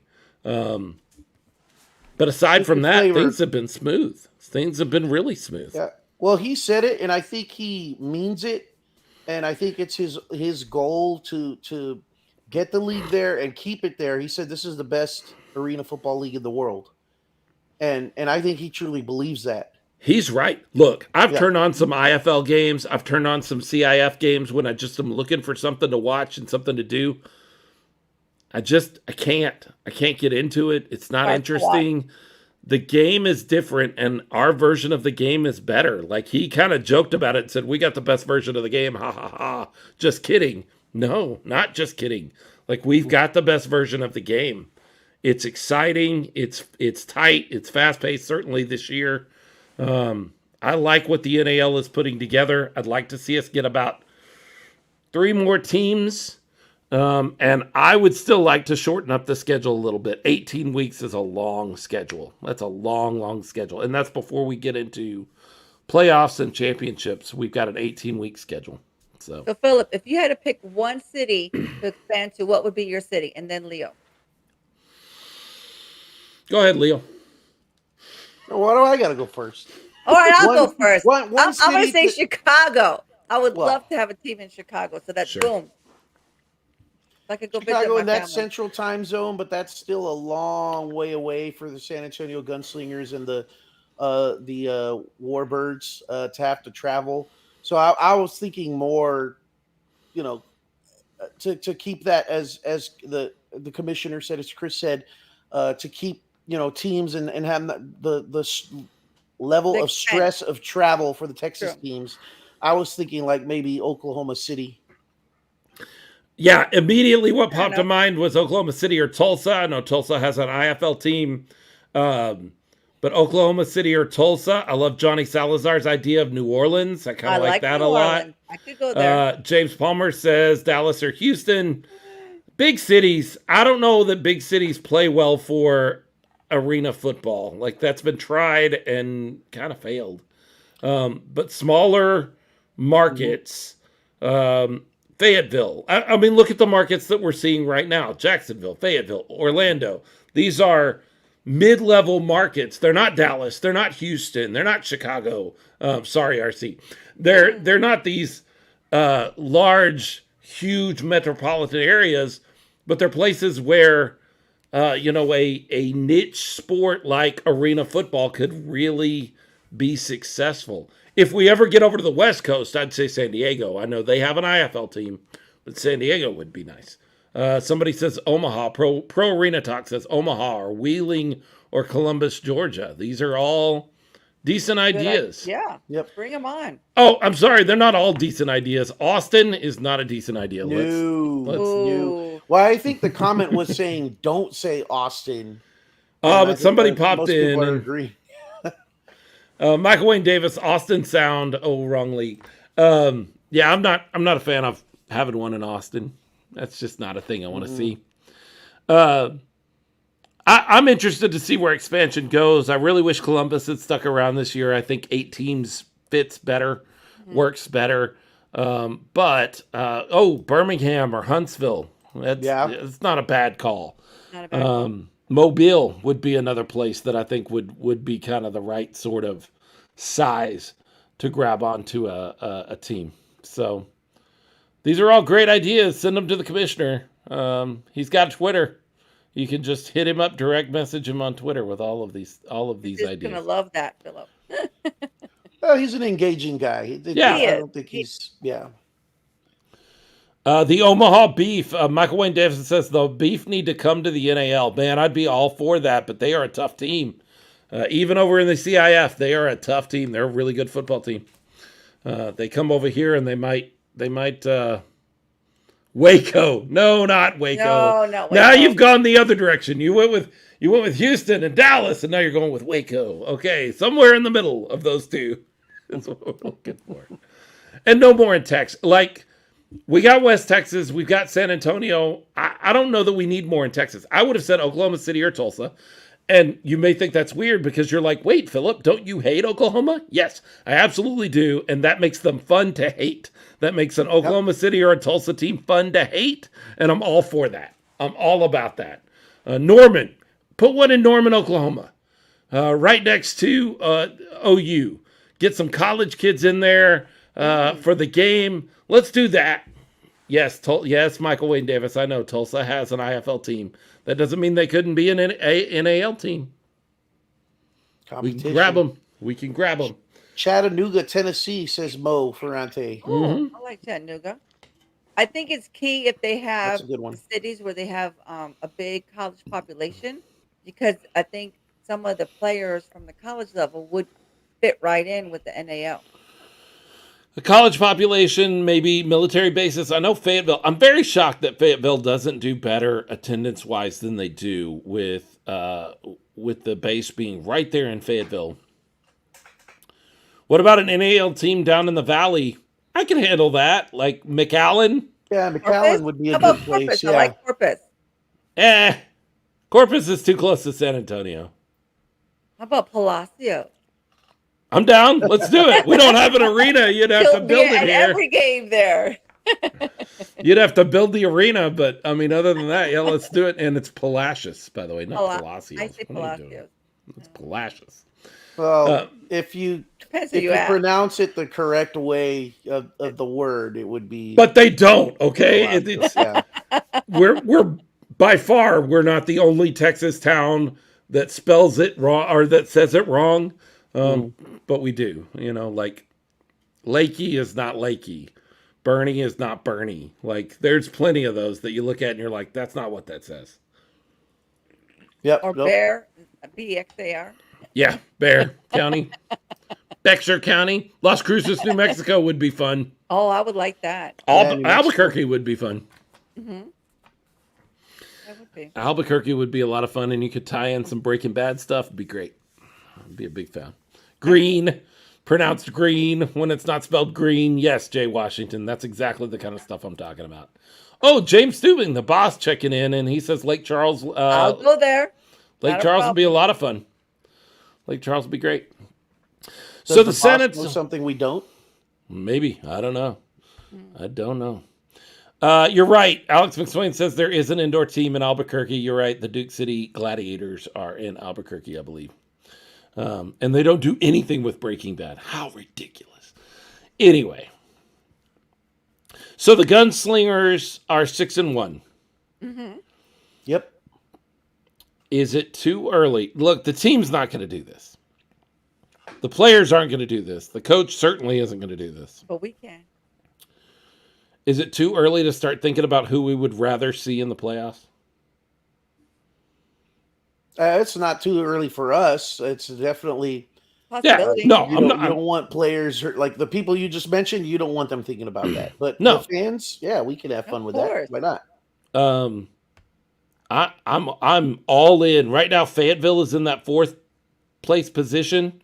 I'm all about Fayetteville coming to San Antonio for the first round of the playoffs. Do it. West Texas kind of scares me.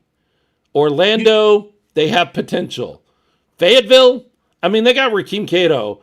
They've got Summers. They've got Kendrick Ings. They've got things that make them a reasonable, solid 4th team. But out of all of them, I'm all down for the Mustangs right now. The Mustangs are in that 4th position, and I'm like, yeah, let's do that. I'm yes. You think we've seen what they are? I do. I think we're the better team, and aside from beating ourselves, Mm-hmm. I think we win that game. I think we would win that playoff game. Am I wrong? Is there a team you'd rather see? Albany aside, like let's go ahead and take all. I know they're not. I know they're not going to make the playoffs. We're just gonna I know they're not right here, right now. technically eliminated yet, but they're eliminated. Yeah. Let's go ahead and eliminate them and just say of the 6 teams left, Jacksonville, you're not going to see, if everything holds the way it holds right now, you're not going to see them in the first round. No. But anybody else is a possibility. Carolina. By the way, now that I bring up Carolina, good thinking, Philip. That's great that you brought up Carolina. Thank you, Phil. I thought you might have something to say about that. See, I can do the show by myself if I needed to. I know you could. Carolina, all week last week, we heard how San Antonio has lost a step. They're not as good a team. Carolina is a better team. They got ranked in a bunch of people's power rankings over San Antonio. They go out against those Fayetteville Mustangs, and they got beat from beginning to end. Tell me now that the Carolina Cobras are markedly better than the San Antonio Gunslingers, folks. Do it now. Because you did it all week last week. Do it now. Crickets. They are not. Every I think team. the people that were saying that, they're probably not on this show right now, but That's true.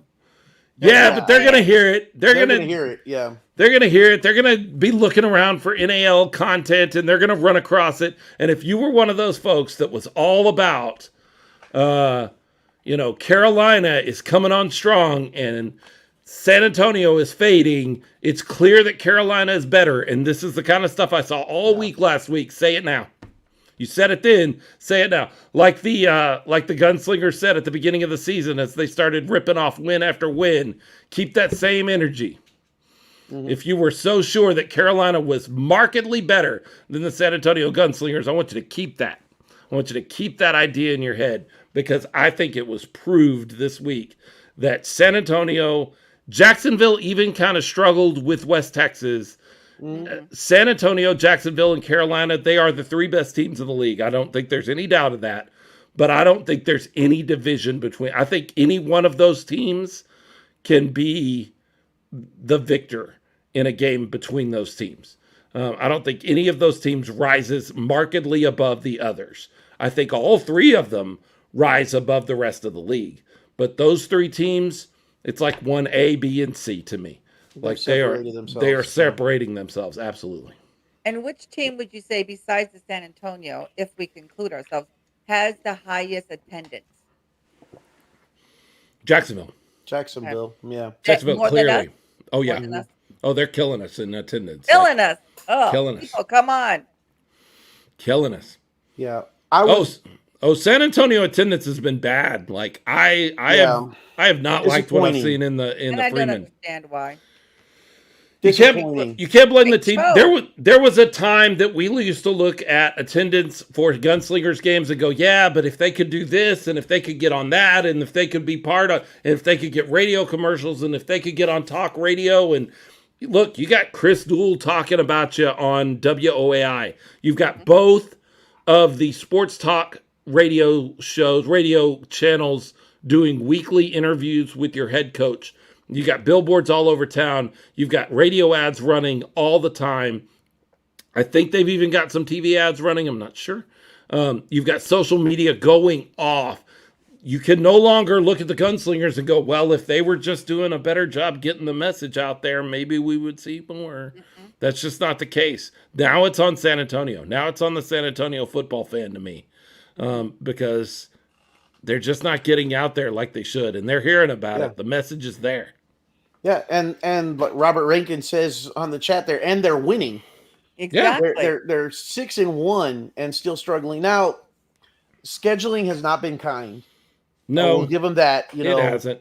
They've no home heart, just the one home game, and then the long road trip. And now we've had a couple home games and struggled. Both have been on a Sunday afternoon, which is, it can be challenging. We'll see, because the next game is going to be a Saturday game. It is. The next three games are Saturdays. Yep. June 17th, June 24th, and July 22nd, all Saturday games.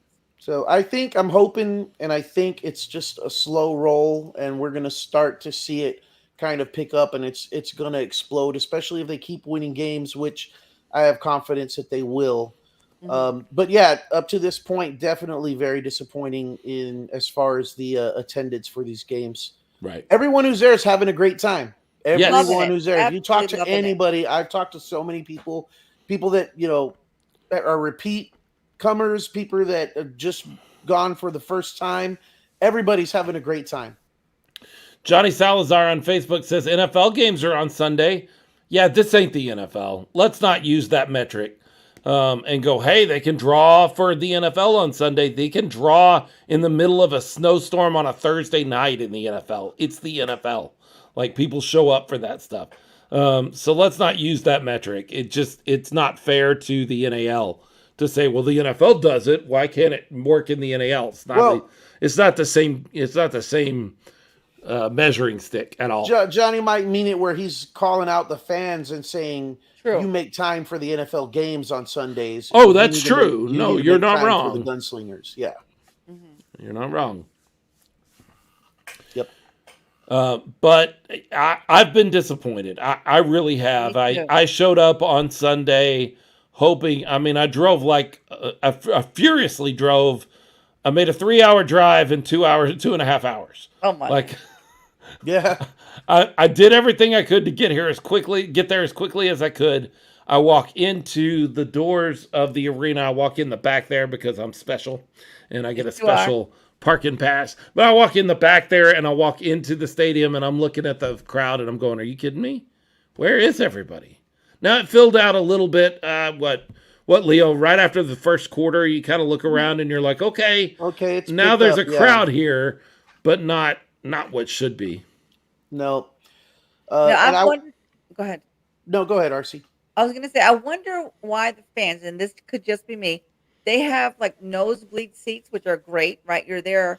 Why can't they come down a little bit more? No one's really checking the tickets, so that way we can fill up the lower level a little bit more. They paid for Yes them or no? seats up there. They paid for I'd them still seats come up down. there. I'd still come. I'm not saying down all the way to the field, but if you're on like the 80th row, you can come down to the 40th, make it look a little bit fuller. I'm just saying.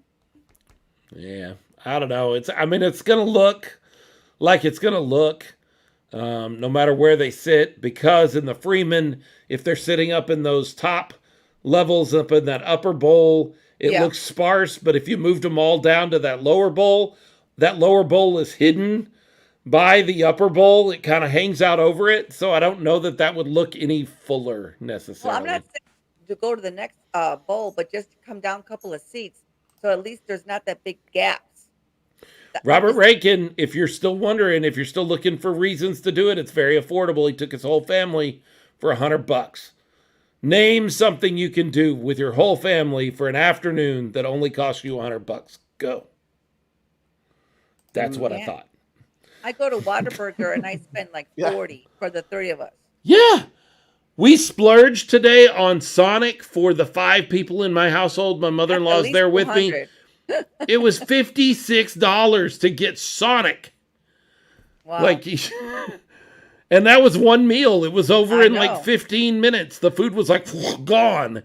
You know, I got a teenager, a preteen, my mother-in-law, my wife, and I, and 15 minutes later, I'm looking at the table and going, where did my $55 go? Yeah. It is insane. Yeah. I was gonna say, I unfortunately, I think part of the struggle, part of this deal is exactly what Michael Wayne Davis is referring to, where he said people need to stop being football snobs I think he's and right. come to the games. I think he's right too, unfortunately. And I don't know what the best way is to make people stop being that way. I mean, you talk to some people and they're just like, oh, I only do the 100-yard football, the real football. You know, that's not real football.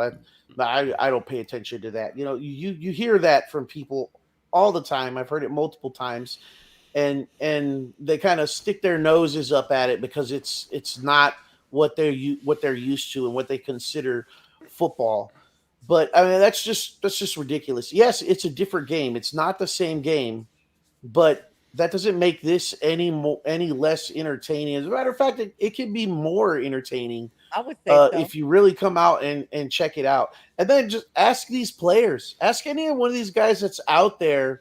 Every single guy out there on the field in arena football has played the 100-yard variety of football, outdoor football on the field. Every one of them has, and they will tell you. I think those people that are snobs are just snobs. I don't think they're football snobs necessarily. Look, there are people that won't go see plays because they're not movies. You know what? There are people that are just like, oh, it's not the highest, best, most amazing thing out there. I don't have no time for that. Man, if that's who you are, I hope you do everything at 100% highest level. You know, you get out of here. It's exciting. It's fun. It's a blast. There's nobody that comes to a game. Nobody. I've never seen anybody. Even when we were playing in the Rose Palace, I didn't see people come to the game and walk away disappointed. They have fun. It's a fun time. It's Look, I went to a bunch of XFL games this year. I went to a bunch of Brahmas games. I even went to some non-Brahmas games. I like Gunslingers games better than the XFL. I love the XFL. I had a great time. I enjoyed that. I have more fun. I am more entertained at these arena games than I have been at the XFL games. I've converted Heidi and Jackie and Annette. They were big Brahma fans, really big of the Brahma Mamas. Yeah. And they came to one game, and that's all it took, literally. And they're going to be helping me out with the Gunslinger page, Facebook page. And one game is all it took, one game, you know. And so maybe we need to do that. We need to convert more XFL fans. And they didn't even have that good as record as we have now. Alex McSwain says, to be honest, the NAL is more fun than the NFL. It's faster. There's more scoring. You're closer to it. It's a different level of access. Look, you're never going to go down to the field after an NFL game and get autographs from the players and shake hands and take pictures with them. That ain't happening. That ain't happening at an XFL game. And you're never going to take pictures with the cheerleaders and get their autograph. Right. Oh, man, just come down there one time. If it's just you don't have kids, you don't care about getting autographs, just come down there and watch these players interact with these kids.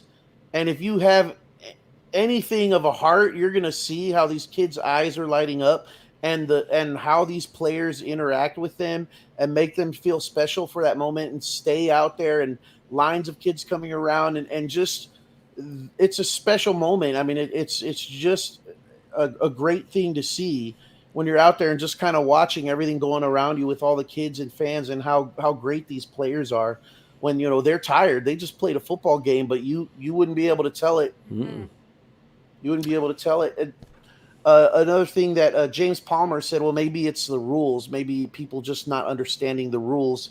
And that's another thing, that when they come and you come and enjoy the experience and experience the game. I know I've had to, I hear people saying, well, why was that 2 points? Or why did they get a point there? And I'll just lean over and I was like, it's because, the deuces, or explain the kicking out of bounds, the rule. And they're like, oh, okay.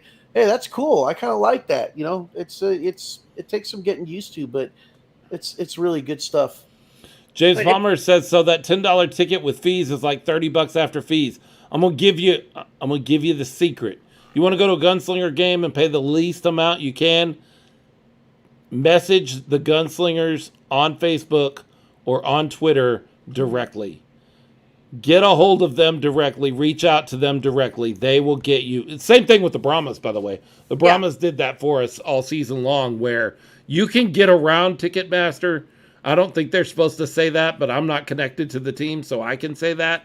You can get around it if you can reach directly to the team and pay them directly. They get more of the money that you pay, and you pay less when you go around Ticketmaster. And I'm all about keeping as much of my money out of Ticketmaster's pocket as I can, because I don't like Ticketmaster. So go contact the team directly. The easiest way would be to message them on Facebook. If you're a Facebook person, just message them and say, hey, I am bringing a family of 4. What is the best price I can get? And they will take care of you, and they will do it without those fees. Just saying. Mm-hmm. And it's all about money at this point, because we're all spending more and getting less. Absolutely. Yeah, that's the truth. But that's the thing, is this is a low cost, high value thing. Like, you're gonna get an afternoon's worth of entertainment for a family of 4 for $100. Like, that doesn't happen. You can't take them to Six Flags for that. Nope. No. You can't take them to the movies. You can't take them to the carnival that sets up in the Fiesta parking lot for $100, man. Like, this is a value. This is something that is working. Alex McSwain says, hey, Philip, pass the same message on to West Texas ownership. Tell their fans so people come to SA. That's true. Because we had some groups travel over to West Texas. None of us got to go, but maybe some of the West Texas people need to come this direction. That's true. They should. They'll have a good time. Michael Wayne Davis says the customer service from the Gunslingers organization is unmatched, and he is absolutely correct. They do an incredible job of taking care of everybody like they were special. We are special because we're the podcast. But they take care of everybody almost as well as they take care of us. Almost. Sometimes even better. Hey, we had a lot of interaction this last game. We did. And thanks to We were the busy. San Antonio Gunslingers, thanks to the Steubings and everyone for getting us involved like that. We had a lot of fun. Loli's had a lot of fun with RC out there at halftime, doing the flowers with the 6 shooters, and yeah, it was a good time. So we didn't Philip talk said the prayer. We didn't talk about this earlier. So last year, those of you that are connected with the Smokin Gunz podcast know that we gave flowers out to the 6 shooters last year. And there was this really funny moment for everybody except me, where I was supposed to give a flower to the coach. I can't remember her name right now, who she was. But she had no idea that she was getting one too. So all of the flowers had been passed out. She was walking around to check with these girls and do this and whatever. And I'm following her around the field to give her this like a puppy dog. So this year, RC is like, hey, we should do flowers again for the team. All 3 of us should go out there and give flowers to the 6 shooters team. And I'm like, pass. Hard pass. So they even announced, I was headed upstairs to talk to Ralph because it was halftime and I knew he could actually acknowledge me. And I heard them announce over the, Chris Duell announced, and now Philip, Leo, and RC from the Smokin Gunz podcast have a special gift for the 6 shooters. And I'm like, nope. There I was with Loli's. Thank God Loli's was with me. I'll be really honest. Even last year, I felt self-conscious about it because I'm a 42-year-old man. None of these ladies are 42. They are half that. And so I'm giving a flower as a 42-year-old married man to some 21-year-old girl. That already makes me feel a little weird. But then to have to chase her around the field like I'm some kid in, Pretty in Pink or something. Not doing that again. Loli's came over to me and she said, I got to give the flowers to all the 6 shooters and they each and every one of them gave me a hug. I got hugs from all the cheerleaders. And I was like, that's why I didn't want to do it. Right. Some people would be all about that. That makes me uncomfortable. No, thank you. Alex Maswain is right. I got my face on the scoreboard a couple of times, actually. I did the prayer pregame, and then I got my face on the scoreboard because it was my birthday weekend, and somebody let it slip. Somebody told them. Who was that, RC? I have no idea. I don't know. Could have been. I'm not sure. I don't know. Here's how you know RC did this. That was the compromise. RC reached out to the team and was like, can we have the whole arena sing happy birthday to Philip? Yes. And they were like, no, but we can put his face up there and say happy birthday to him. Well, we did bring you a cake. They did. They brought me a cake. It was a great time. I had a wonderful time at the game. I was shocked that it was only a 2-hour game. 2 hours and 7 minutes is what I had it clocked at. That was really fast. That's really impressive. But in a way, I was like, oh, I'm having such a good time. I can't believe it's over already. But you know what? There's so much action and so much going on that, I looked at the clock and I was shocked that it was only 5 o'clock and we had 2 minutes left in the game. Right. It didn't feel like it. Like I would not have been surprised if it was, closer to 6, but it wasn't. It was just great stuff. We had a good time. The game was awesome. The Gunslingers were awesome. Look, I need to make sure I mention this because I need to. I would feel bad if I didn't.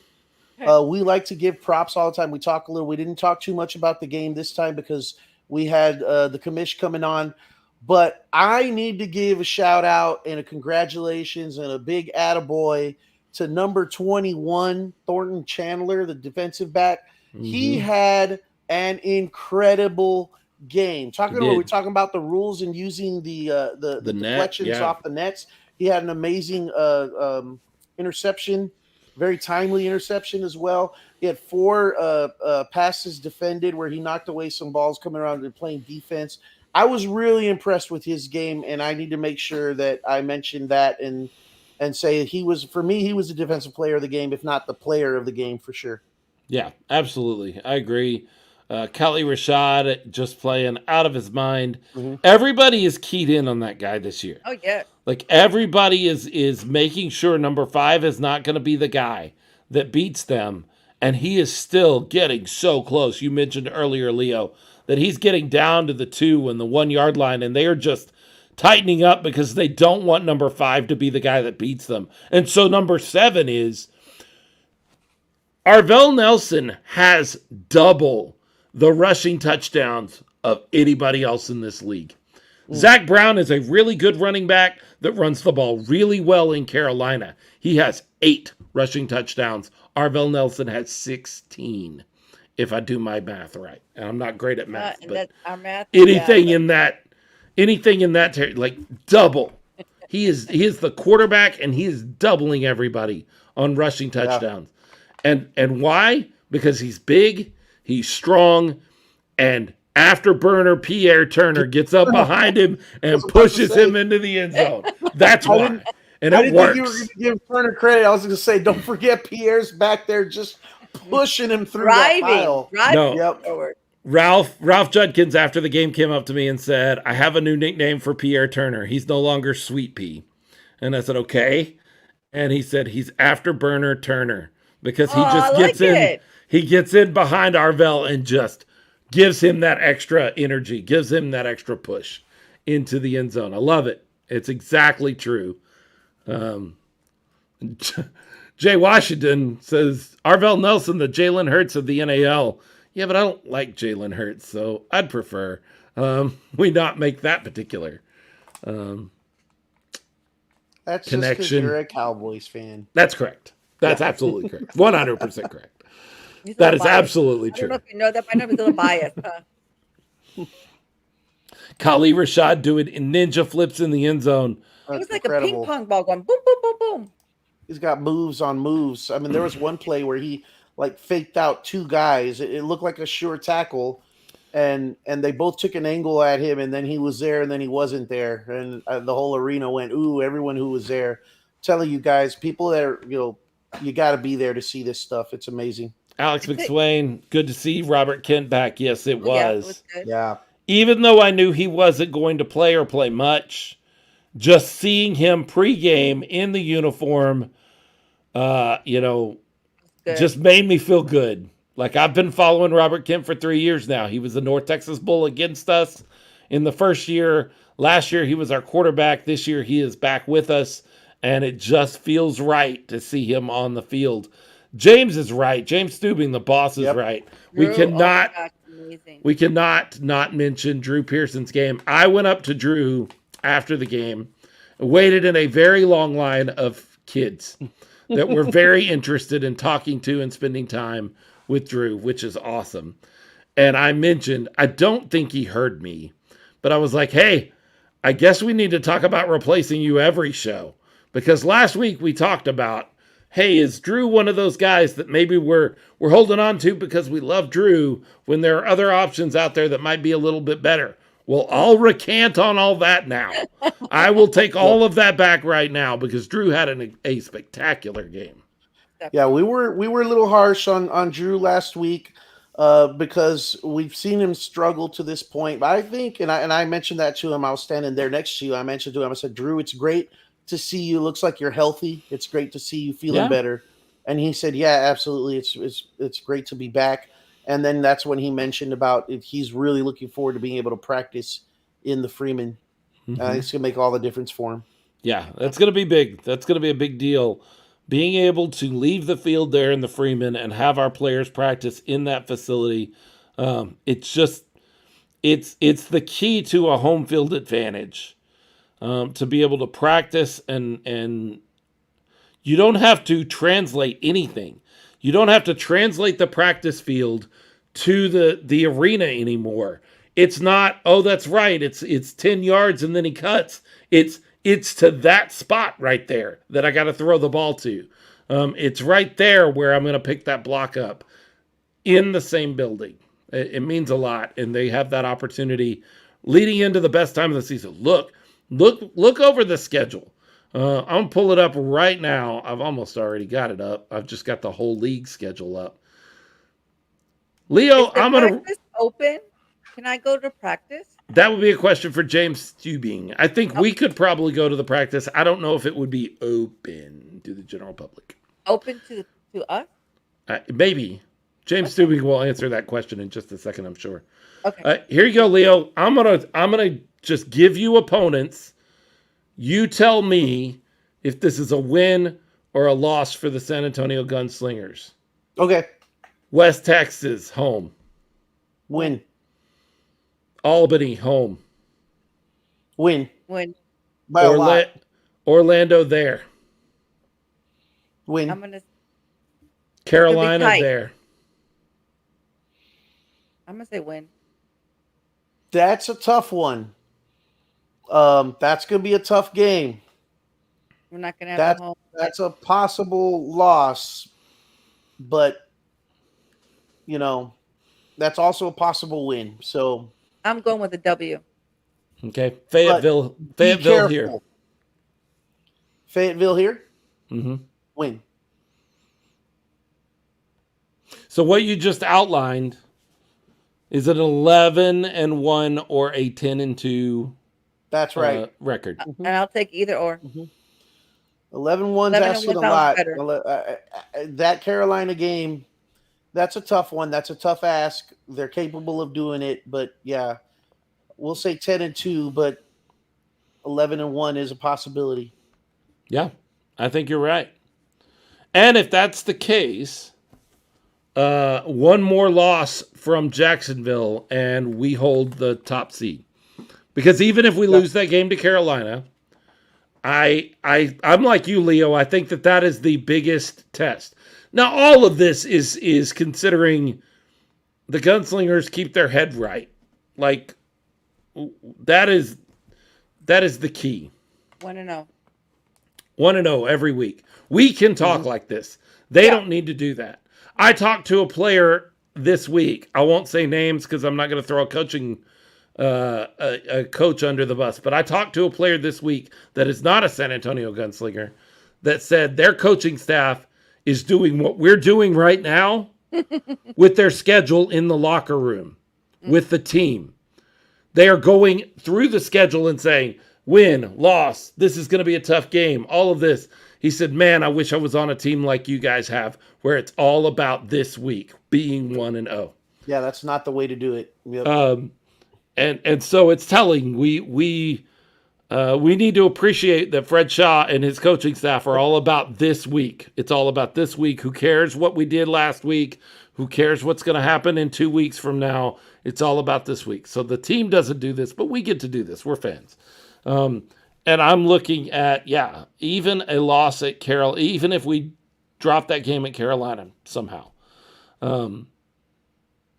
All it takes is Jacksonville losing one game, and we hold that championship. The road to the championship comes through here, comes through San Antonio. And I'll say it now, like I said last year, Coach of the Year, Fred Shaw.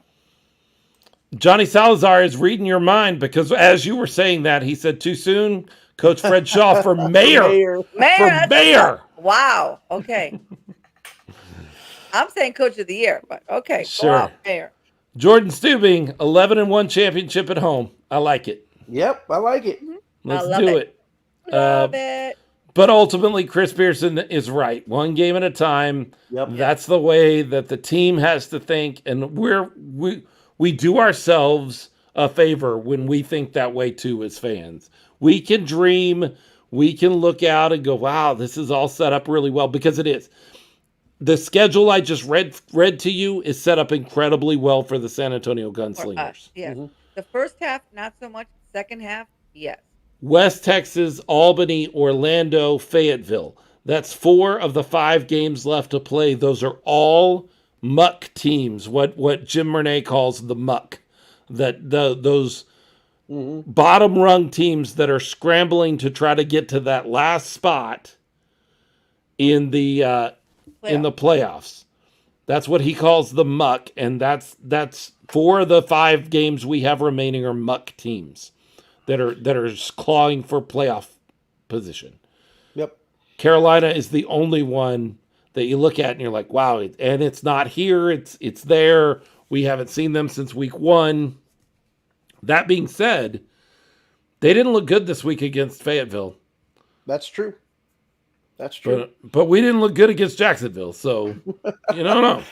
Well, on that note, say what you want to say about what the schedule that's left and whether your approach on whether you want to do what we just did and have a fun conversation and speculate all the way to the end season or the one game at a time thing. Bottom line is the San Antonio Gunslingers control their own destiny. They do. As long as throughout the rest of the season, they keep that approach. They control their own destiny, and they are in the driver's seat to end up 10-2, 11-1, whatever it is, and then host that playoff game and that championship game at the Freeman Coliseum here in San Antonio. It'll be an awesome thing. And I'll tell you right now, we're playing the speculation game. I want the Sharks in that championship game at Freeman Coliseum. Yep. Bring them back here for sure. All the smack talk that they've done with all the media, the social media stuff, the pictures about owning Texas. We own Texas. We're not going to forget that. Okay. We're not going to forget that, Jacksonville. I'm glad they did it. Yes, absolutely. Guns down. They did guns down on our field, and then the very next week they go and get and end up getting a win in West Texas that they really had to fight for. They get that win in West Texas, and they post a picture with a Texas flag and saying, we own Texas. Okay. Yeah. Good on you. Regular season, you really came into Texas and did great. Let's see what happens in the postseason, bud. Don't nobody own Texas. Nobody. But let's get there first, and the first place that we do that is against the West Texas Warbirds. We're going to talk a lot about that game next week, next Monday. We'll try to put together maybe a player or two. I don't know what we're going to do. It's hard. On bye weeks, they practice on Mondays to get ready for the game. They've been off for a week, so they practice on Mondays. But we'll see if we can't get a player or a coach or both in here and talk to us next Monday. Hey, we didn't say anything about the XFL nearly at all. Leo, I'm sorry about Jaquez Patrick. Oh, I was bummed about that. I really was, to read the news that he was released by the Denver Broncos. Jay Washington, you own Texas. You don't even own your own state. Orlando beat you. Yep.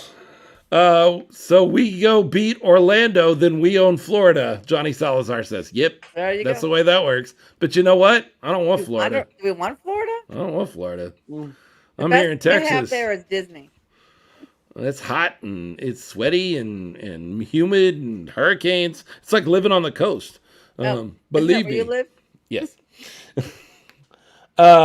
Yeah, I was sorry to hear about Patrick. I'm sorry to hear that he got cut. You never know. He may end up circling back around and catching back on with the team. That's always a possibility. That may have just been one of those casualties that happens just to keep your roster where it needs to be. They may circle around and pick him back up. So, well, that is enough. I've had enough. No, I've never had enough talking about the Gunslingers in the NAL. I had a great time at the game. I was very glad to get back in the building. I cannot wait for the 17th. I don't get to just hang out and have a good time on the 17th. I'm actually going to be working that game. I'm going to be calling that game with Ralph Judkins on Texas Sports Productions. So good for you. Pat yourself on the back. Always. RC, you brought it up a couple of times to us. We need to make sure we mention they have a great youth football camp going on this summer. The San Antonio Gunslingers do. Yes. So they have the sports camp at St. Gerard Education and Athletic Center. Mm-hmm. It begins on June 12th. Now they have 2 sessions. So if you can't make one, make the other one or make both. So the first session is actually starting on June 12th through June 15th. And the second session is June 26th through June 30th. So if you have any kids who like football, this would be the place to go. It's centrally located. I think it's St. Gerard's off of 410. Isn't that right? And You bring would them. know better than I would. St. Gerard is central San Antonio. Yes. They're over. I think they're near MLK. Okay. Well, they're actually for camp for 2nd through 8th graders. And so this is going to be a chance to be at a camp by professional athletes, professional coaches. So you're always thinking, what am I going to do with the kids this summer? This is it. This is where you need to bring your kids to the camp. Again, it's the sports camp.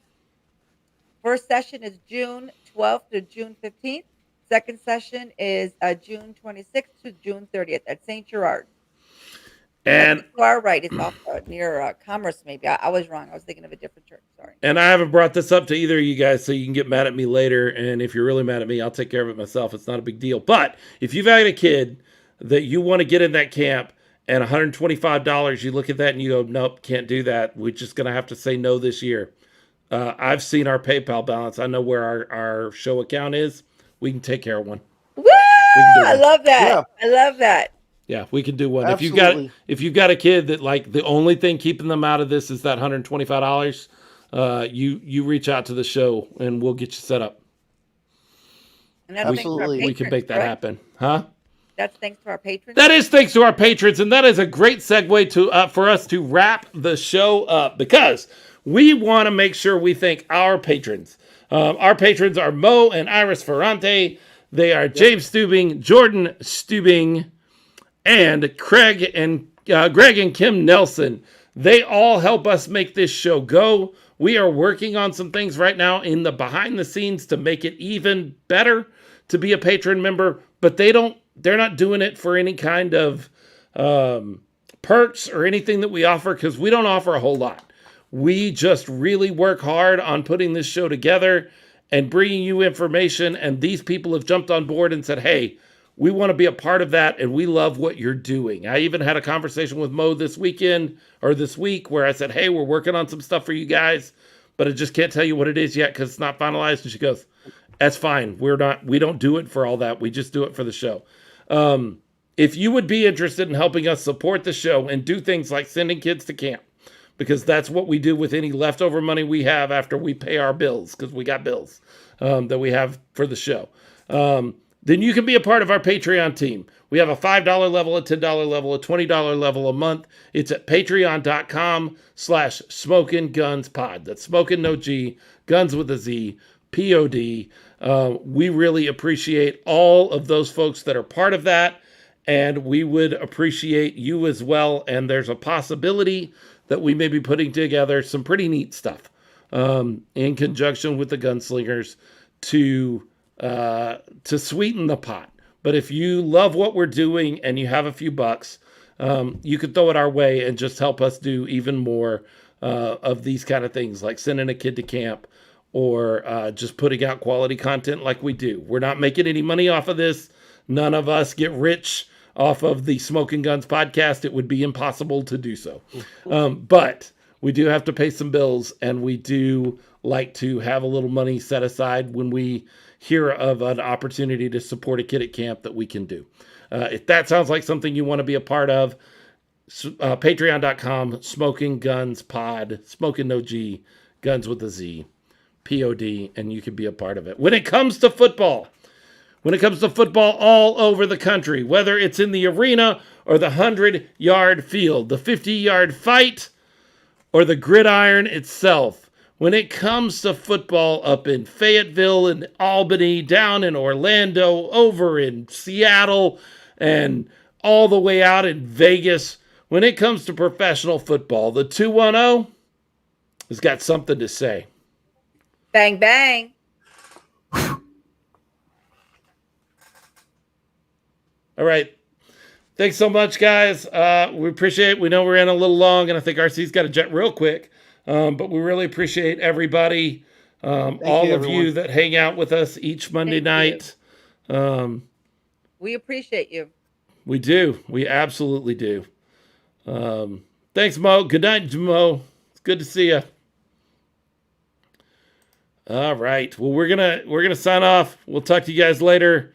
Hit us up on the interwebs and share this out. When you get the podcast in the morning, make sure you download that, please.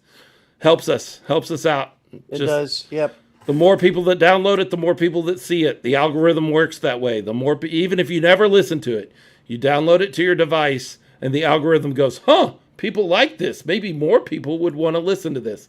It just helps us get the word out to more people. So when you see it hit your podcatcher tomorrow, go ahead and download it. Even if you spent all night with us and you've already heard all of that, it'd be really helpful. Thank you so much, folks. We really appreciate all of you. Bye, James. Bye, Alex. Bye, Michael Wayne Davis. Bye, Mo. And bye, Mo again. You're still on there twice. I love that you're watching it double. That helps. That's big. That's awesome. Bye, y'all.